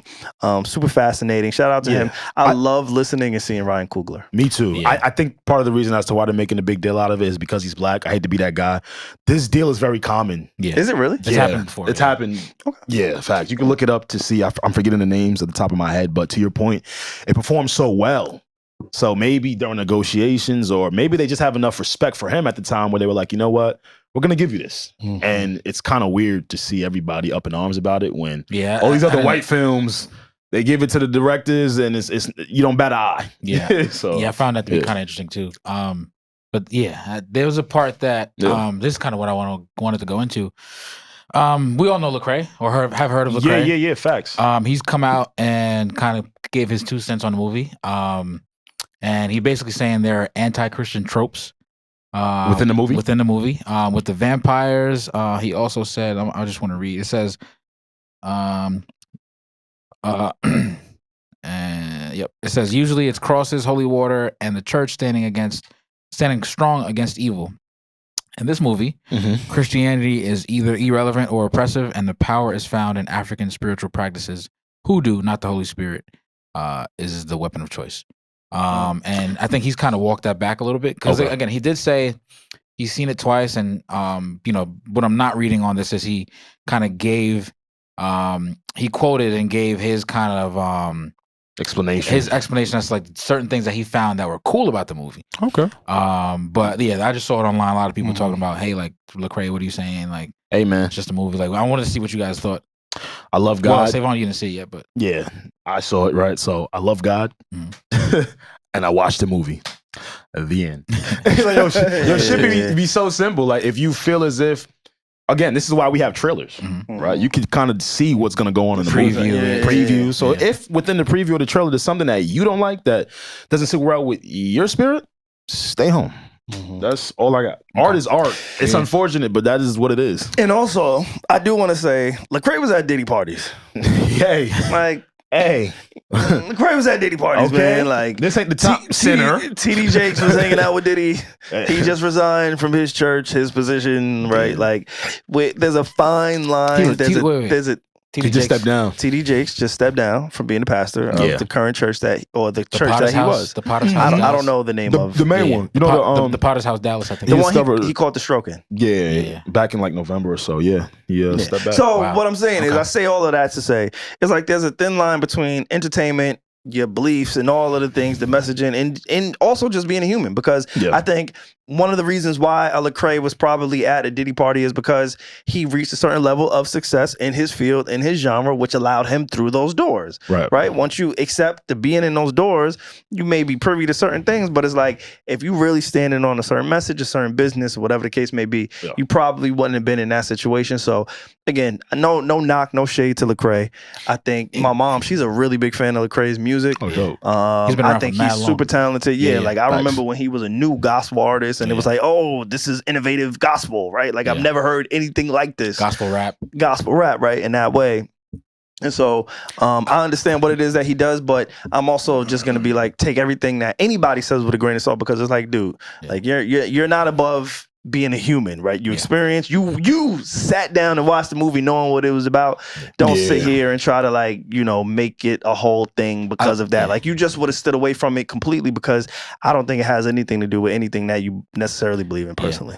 He also referenced that he recognized also that it was a timepiece, and he called back the fact that, during the whole slavery thing that the slave owners would use the Bible. Well, first of all, they didn't allow blacks or slaves to read. Right. So off rip, there's a sect of people that were already indoctrinated and were forced to understand the word based off of someone else's countenance, or somebody else's accounts, right? Right.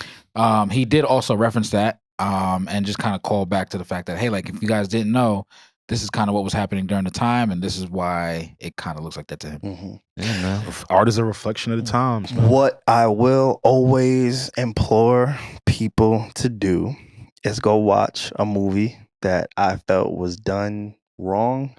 It's a total injustice to the movie and to the director and to the leading man, in my opinion. But needless to say, please go watch Birth of a Nation. Ooh, by Nate Parker. Wait, they fucked it up? Who? The movie? No, they didn't fuck the movie up. I think it was a great interpretation of what that time was. I think it's the realest, most accurate depiction of slavery that I've seen on film. Right? Like, I think obviously there's textbooks, there's passages, there's stories, there's things that we heard, things that we know about it. But I think actually putting it in film, putting it in theaters at that time, and having it displayed in a certain way. And also that dynamic between how Christianity is used as a vessel of hope and also a weapon. Right? Like, I think there's a clear message there. Also, there's a fine line, not fine line, but there's a real depiction of racism and how it was weaponized. And I think he did a really great job. Gabrielle Union's in it. The soundtrack is amazing. If I remember correctly, the Birth of a Nation soundtrack, of course, I had my guy Neo. He was on there. Anthony Hamilton had a really dope song on there. I want to say this is like, they had like real art, like Wale, Meek Mill. It was a real massive project with a massive budget. I know people like Tony Parker, he invested it in it. It was crazy how Nate Parker was kind of pulling this thing together. But just thinking about Ryan Coogler, thinking about not Nate Parker, but thinking about Michael B. Jordan, thinking about this film in particular and hearing some of the nuances that it has in it, it always makes me go back to like the most raw depiction of just slavery to me. If if anybody just wants to feel almost triggered. Like, if you want to be triggered, if you want to get into the mindset of what the fuck, please go check out the movie. It's called Birth of a Nation. You may have to buy it. I doubt if it's on like Netflix or anything, because he got canceled. It's actually on Max and Prime. It's on Max? Fire. Okay. Fire. All right, cool. Shout out to Max. Like, and I know there's certain versions of it. I think the original was a film that was created in 1915. 1915? Yeah, cool. that's the original, It was 1915. It was the very first depiction of it. Some KKK messaging and all of those things. But I think the latest iteration of it, again, directed by Nate Parker. Really, really great movie. Trigger warning if you do watch it. I think there's like some sexual assault scenes, there's some slavery scenes, there's some hard R's in there too. But I think if you just want to kind of get some type of, again, depiction of that time, that's the film for me. The two of you just made me think about how this movie was shot, Sinners. Again, I know I'm the only one that watched it right now in this room. I heard there was chatter about that, about how the IMAX film. No, go ahead. I'm gonna let you finish. What I was getting at, I don't know if these are separate points, but after completing that film and watching the job that Ryan Coogler did, I now see what Jordan Peele has been trying to do with Black stories and the incorporation of Black people and depicting what actually goes on. You know what I mean? And without messing up the movie for you guys, Ryan Coogler did a very beautiful job of highlighting Black culture as opposed to making us feel so traumatic about it. You know what I mean? Okay. So that's what I'll leave you guys with. Again, when you guys watch it, we'll talk more about it, but I got to give him his flowers for that. What's funny is, right, the Ryan Coogler versus the Jordan Peele. Right? I didn't even know that was a thing. Yeah, me neither. No, I didn't know. Until recently. Yeah. I think this made it a thing. Okay. Right? I think sure. this is kind of made it a thing. And it's like the difference for me between Ava DuVernay and Lena Waithe. I forgot about Ava. Yeah. Right? I love Ava DuVernay's work. Yeah. I think she's phenomenal at what it is that she Central does. Park 5. She did. She killed that. And that was, my God. That's another one that evoked emotion in just watching it. And yeah, that was a really great project. And all of her work is really great, Ava. For sure, yeah. But Lena Waithe, to me, kind of is the cookie cutter version of that. And now you need everything, right? You need the STKs of the world and the McDonald's of the world. Like, you need it. Legit. You need both. They both, one cannot exist without the other. You need the variety. And so I think that's somewhat what the Jordan Peele versus Ryan Coogler kind of feels like today. Yeah, watch when you see it. I will say, Jordan Peele, he does have a film coming out called Him, and starring Marlon Wayans. Everybody knows this documentary. I'm a fan of anything Wayans, so Facts. I can't wait to check that out. But I do know Jordan Peele, he's almost kind of going down the same path of, the Tyler Perry versus the Spike Lees. Yeah, he started off pretty strong though. That's why I'm sort of surprised, but with the takes that he's taken in some of these films, right? I forget the movie where I was like, all right, Jordan, you dragged it. But again, to your point, let's see how it shapes up. I didn't know Lena Waithe did Queen of Slim. Yep. That was good. That was real good. Yeah, I ain't gonna lie. That's solid. Queen of Slim, and she did The Shy, and I was not a fan of The Shy. Master of None. Yeah, I never finished The Shy, actually. I was not a fan of The Shy. People still trying to get me to finish that now, but yeah, man. We'll keep that up, man. Hey, before we get out of here, we missed a lot on music. I'm not gonna get into everything today. I don't think it's responsible enough to. I really want to do a more thorough job for you all. But what I will say, it is tour season. There are multiple people out on tour. Of course, Kendrick Lamar with SZA. Beyonce has just started her tour at the time of this recording. And there are some people who aren't touring. The Ab-Souls of the world. And I don't know if you guys have heard. We don't have to necessarily get into that now, but I wanted to start real quick at the Kendrick tour. It looks really good. To sell out a stadium is no easy feat. All right, no easy job to do. I know there was a lot of internet fodder on whether or not he'd be able to actually sell it out. It seems to be that they are, and they're doing a great job about it. To your earlier point about how the beef has even prolonged for this long, I think there's always been an event that helps it stay up. Right? If it's whether it be the Super Bowl, whether it be the pop-out show, whether it be him going on tour, right? Whether it be Drake doing a music video, whether it be Kendrick doing a music video, right? So to see him perform a lot of the diss tracks on the tour, that should look different. That should look very, very heavy. Again, we don't gotta get into everything today.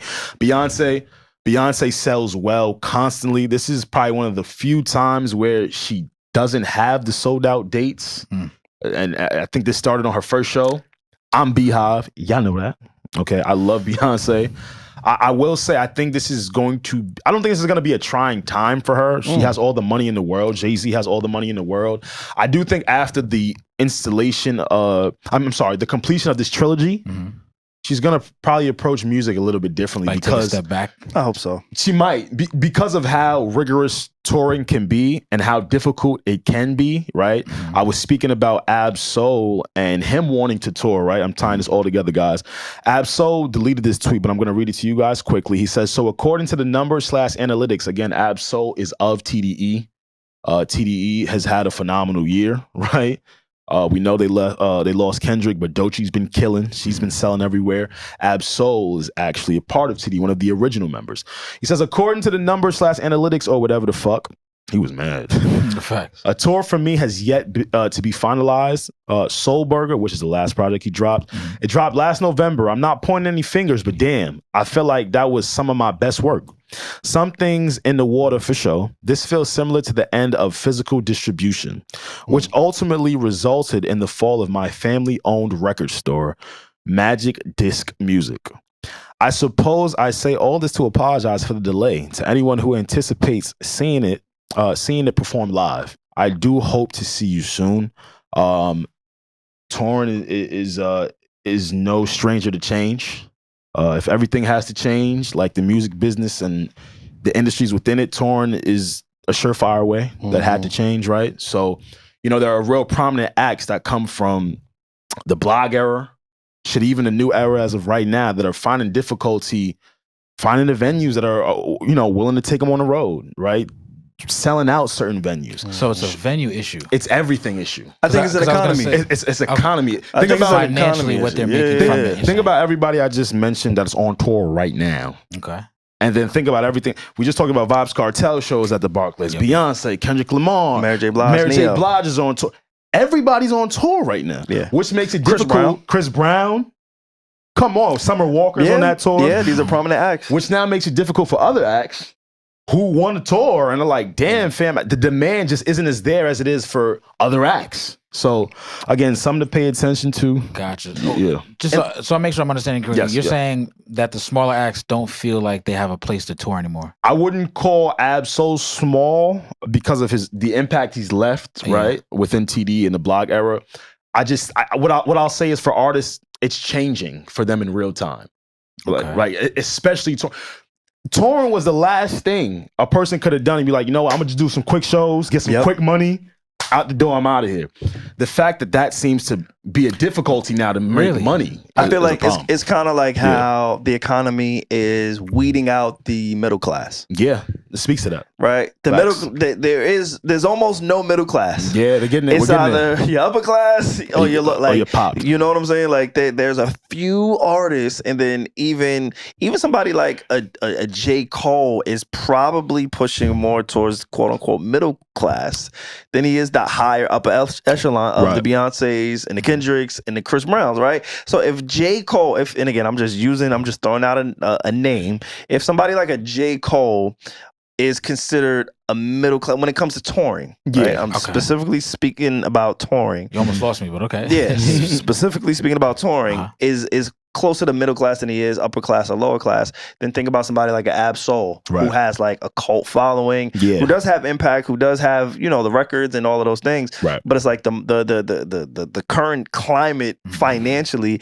it just doesn't behoove anybody. Doesn't bode well to invest in a tour, right? Like when you say a tour, you got to think about everything that goes into the tour. It's not just you show up to the show and oh my God, people are going to sing my songs. No, stage crew. There's the stage crew. Tours are expensive. There's the travel. Yes. There's the food. There's the time. There's the parking. There's the merch. There's everything that goes into a tour. So I think sometimes as creatives, and this is one of the beautiful things that I love about doing this podcast and shit. Yeah.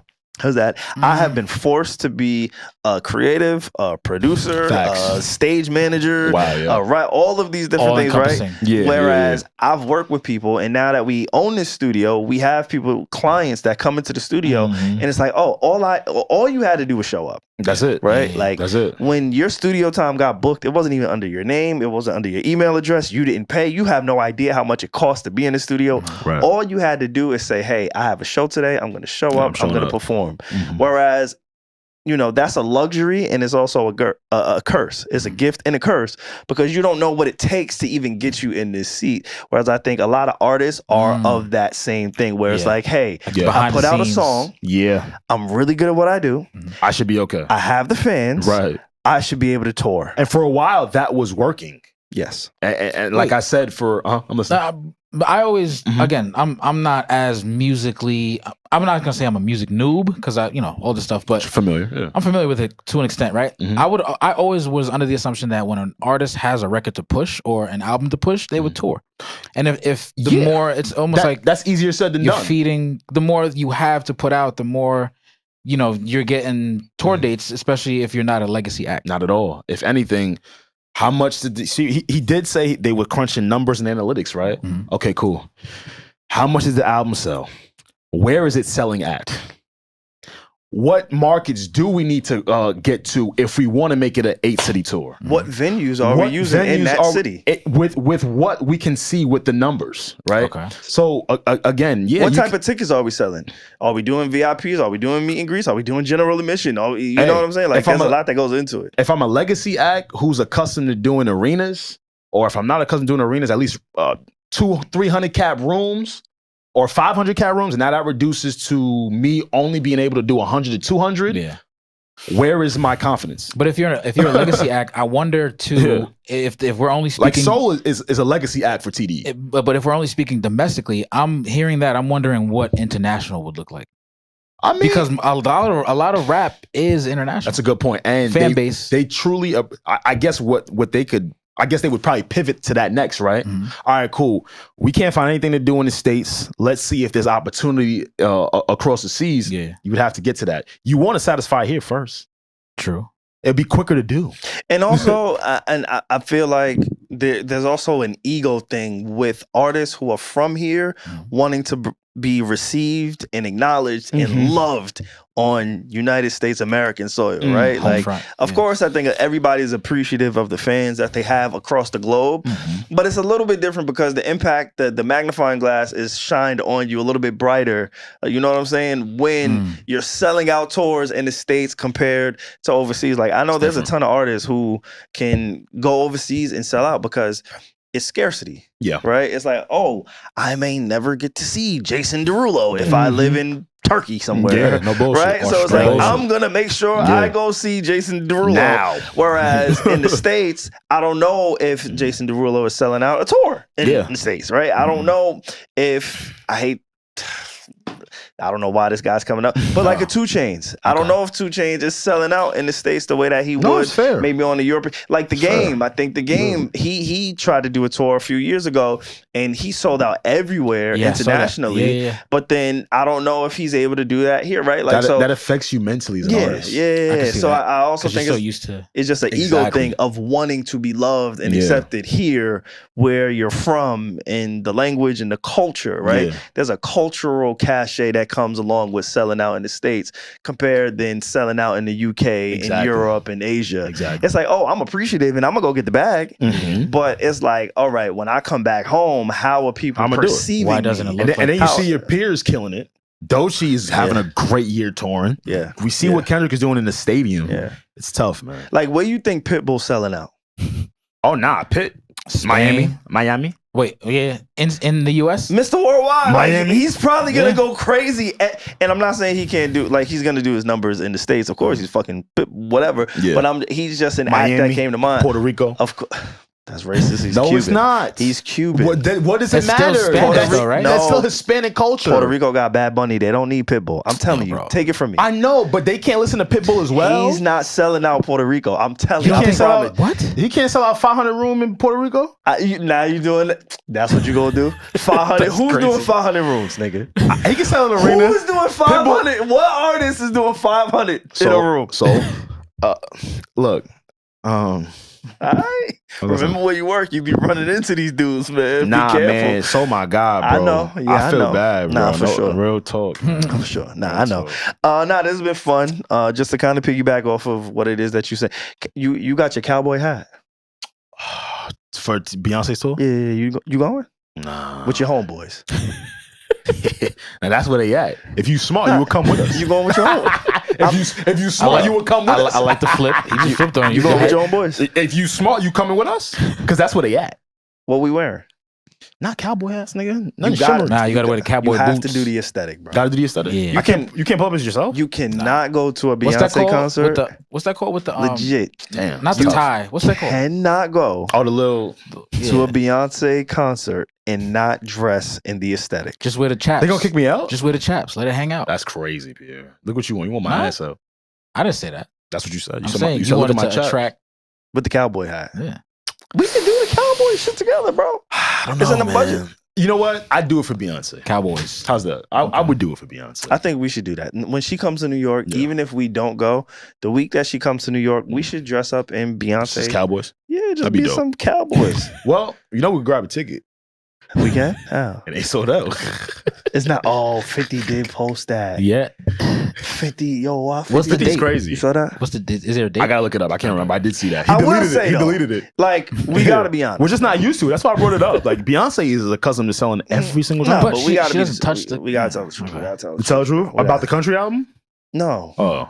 About the ticket prices, bro. Like, oh yeah, for sure. It's tough. Inflation is through the roof right now. And tariffs, inflation. And shout out, damn, I want to make sure I'm getting this artist right. Okay. I'm gonna fuck it up. Are they opening up for Beyonce? Nah. Bro. What happened, Pierre? White dude. Bon Jovi? Is it Bon Jovi? Bon Jovi be selling. No, it's not Bon Jovi. Oh, you're talking about Billy Joel. Billy Joel. Is Billy Joel with the restaurant? Legend. With the restaurant? I think Billy Joel has a... No, it's not Billy Joel. No. There's a prominent artist. It's White Greats. A big white. His restaurant, there's no pricing. You come in, you eat, you pay what you can afford, and that's just his model. Like, fuck, I gotta find this. Oh, you just show up and you can just pay for whatever you feel, right? So if they were to serve me filet mignon, that's fine. And for some reason I wanted to give them $5, like, yo, this is worth $5. Like, it would be okay. I'm not paying you anything over $10. Ah, that's interesting. Nah, because I need to go there. How do you make money off of that? You don't. It's a front for. It's like Arby's. For crime, yeah. Oh, okay. Yeah. You probably wash your money in there. Because if you don't care what it's bringing in, nigga. I was right. It's John Bon Jovi. John Bon Jovi has a restaurant. Yes. That's crazy. It's a John Bon Jovi restaurant where there's no prices. He just wants people to come in, eat, you pay what you can afford, and that's what it is. Like, when you get to that level where I think I would assume a lot of these artists with these high ticketed prices, they can afford, they can do it, right? Like, you can do it, bro. Like, you can do it. Holy shit, we didn't talk about Kanye. We're not going to talk about Kanye. He did suck dick. Are you surprised? Yes or no? Oh my God. I think in life, crazy. Don't ask me that question. Here's what I think. I think he said it. I think in life people do a lot of things. If he did do it and he's not, he did it. Okay, he did. No, I'm saying if he's not just looking for like attention, he right? is. I'm saying if. Okay. I think people go through a lot of things in life that should not be said. Yo, in the sense of just letting everybody hear it. I agree. Bro, if that's your truth, go to therapy. No, he doesn't want to go to therapy because therapy do doesn't. Something. That's not something you put in the hands of like, yo, everybody. Pete, therapy doesn't serve his ego. His music is his therapy. He sang it. Yeah, he did. Hey, I heard it. It was how it go. I heard part of it. I heard it. I didn't hear it. No, you did. Nah, I really did. No, for real. Play I really for did. us. I don't even know how to find that. Yeah, I don't know how to find that. Well, I wouldn't know what to type in. You know the name of it? It's called Cousins. Yeah, definitely called Cousins. Yeah, Kanye. Does he even upload music as Kanye West, or is it just Ye now? I think it's... Is everything Ye? Because I heard somebody refer to him as Kanye West, and he correct him like, yo, I'm Ye. Anyway. He's like brain rot right now. Like he's too far gone. I'll just leave it at that. You think so? There's no coming back? There's no coming back. No, absolutely not. You would have to want help. That's the problem. He doesn't want help. He wants to tell us that he's better than us. He wants to tell us that he's richer than us. And then even then, how genuine is it? I think he's doing I think he wants to believe. But I think his goal was to become some type of martyr.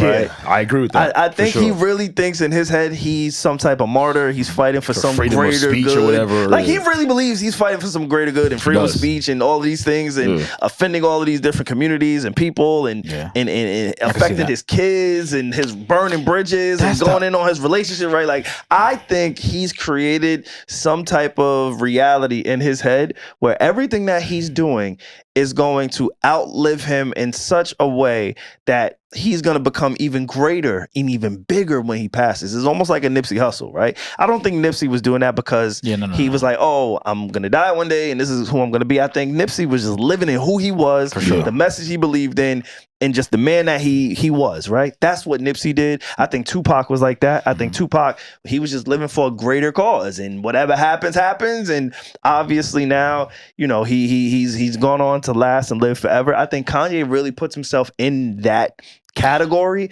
but he doesn't realize how much harm he's doing to everything that he's done. Like, he is I've never seen anybody undo everything outside of like R. Kelly. Like R. Kelly, Diddy, and I'm just talking about the great blacks right now, because there's been a lot of great whites who've undone some shit that they've done. But when it comes to our space, I think somebody like a R. Kelly, somebody like a Diddy, and now somebody like a Kanye West, he's actively undoing everything. And he confuses me. Outside of like the Diddy and the R. Kelly thing, how are y'all confused? I think he stood for something greater than both of those guys. I don't think they stood for anything. I think they were just great at their job, right? Music. You talking about initially or just overall? No, just overall. Okay. I don't like if Diddy or R. Kelly never had any of the things that they're associated with.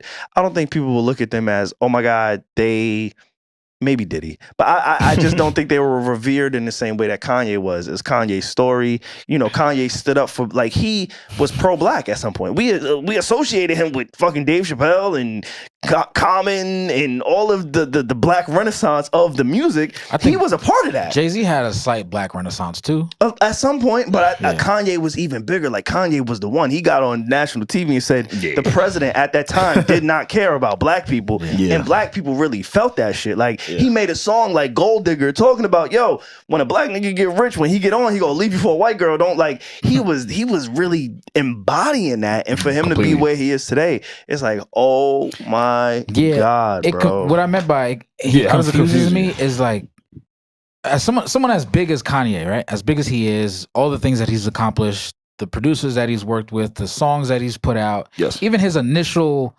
setup to us, to the world, right? Associations come with that. So what? You have kids. I know.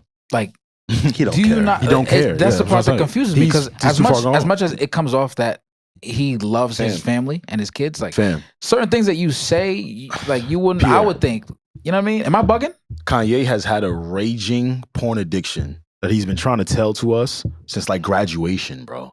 It was just masked under like soul samples. If you just take Kanye's last 7 to 8 albums, not every song, of course, but on Father Stretch My Hands, what's the first word? The song is called Father Stretch My Hands. He talking about pussy. He has been a walking contradiction, bro. I never caught that, by the way. Yeah, man. The song is called Father Stretch My Hands. Look what he talking about. I thought he's talking about. Yeah, I know. The cross. I bet. Then you go to the lyrics. I didn't. Wow. I know. I got to pull this up. Yeah, please do as I'm speaking. Well, he's been sucking dick since he was 14. Yeah, he has. And that's a terrible situation for what happened to him and his cousin. Because it sounded like he was the one that started it. I didn't listen. I really. You don't know. I'm here to tell you. I'm not even being funny. Like, I didn't. I'm here to tell you. I'm not being funny either, bro. Yeah. He was the one to initiate that. He said they would find old porn magazines in his dad's room and in his mother's room. But he said the ones in his mother's room was different. He said it was dudes kissing on dudes. So they reenacted what they saw on those magazines. Got it. Wow. Okay. Yeah, I didn't listen to it. I'm gonna keep, just like I would anybody else, just continue to pray for somebody like that. Yeah, what's the lyrics? I'm sorry. It says, this is the one that goes, beautiful morning. Father Stretch My Hands. He says, now if I fuck this model and she just bleached her asshole, and I don't feel comfortable reading these lyrics. Exactly. Bro, he's been trolling us for years. And we just be sitting here like, oh my God, how could he not think about his kids and his logic and everything he's done? That nigga is gone, bro. The asshole real dark. Maybe he wanted her to bleach it to even the skin tone out to the booty. I get it. That's what's up. No, it's not. No, it's not. But yeah, I don't know. I just sounds painful. It does. Kind of wild. Yeah. We made it. We did. Through another episode. I feel like there's so many other things that we missed, but we will be back again next week. Alex, will we be back next week? Yeah, we back next week, man. Sure. I'm positive. No, you sure? No, I'm serious. No, I'm serious. You serious? I'm sure. I'm gonna be here. You gonna be here? I hope. Nigga, I'm gonna be here. You gonna be here? No, because they in my DMs, bro. Nah, I know. They asking. They in my DMs too. They for real? I told you at the start of the show, I was ignoring them. You gotta answer them. No. Because what it was, where we fucked up, and we about to get up out of here because it's getting late. Yeah. Where I fucked up personally. Yes. I was posting like life was good. Yeah. Like what the fuck? I'm looking at this like a page. I'm like, what the fuck is wrong with this? And I heard you went private. You did? I did that before this though. Oh, that's what they was. They DM'd. I was about to say, who told you? They DM'd me. They telling me about you. I've been private for a minute though. I didn't know that. I wouldn't know. Yeah, I wouldn't know. I've been following you. Yeah, because I would never block you. Nah, because when you go through stuff, you can't just let the world. You got to figure it out first, let it settle, and then. No, I went private. I went private when I was in Miami. They say you dodging the smoke, man. Don't start. Fuck with you. Leave me alone. You scared? I did good. Nah, you definitely did good. I love y'all, man. You know, I love y'all too, We man. gotta leave a selfie and put it in the community. Like, yo, It's him. Yeah, we back. We back for sure. This has been a Need to Know podcast. Once again, we just want to thank Reggie for everything that she has contributed and added to this show. We miss you. Thank you for your presence, Reg. Oh man, your jokes. I'm still thinking about her little corny ass jokes. We were nothing without you. For real. Thank you for everything that you've added to this network, to this show, and to this conglomerate. You've been awesome. We love and appreciate you. Again, remember what she told y'all. Still support us now and support her. It's a two-way street. It's all love. And yeah, man, SaVon, Pierre, and the rest of us, whoever you see here, will be here. Yes, indeed. All right. This has been the Need to Know podcast. What you need to know, when you need to know on the Need to Know podcast. The gang is out. Signing out. Adios. Gang. Peace out, y'all.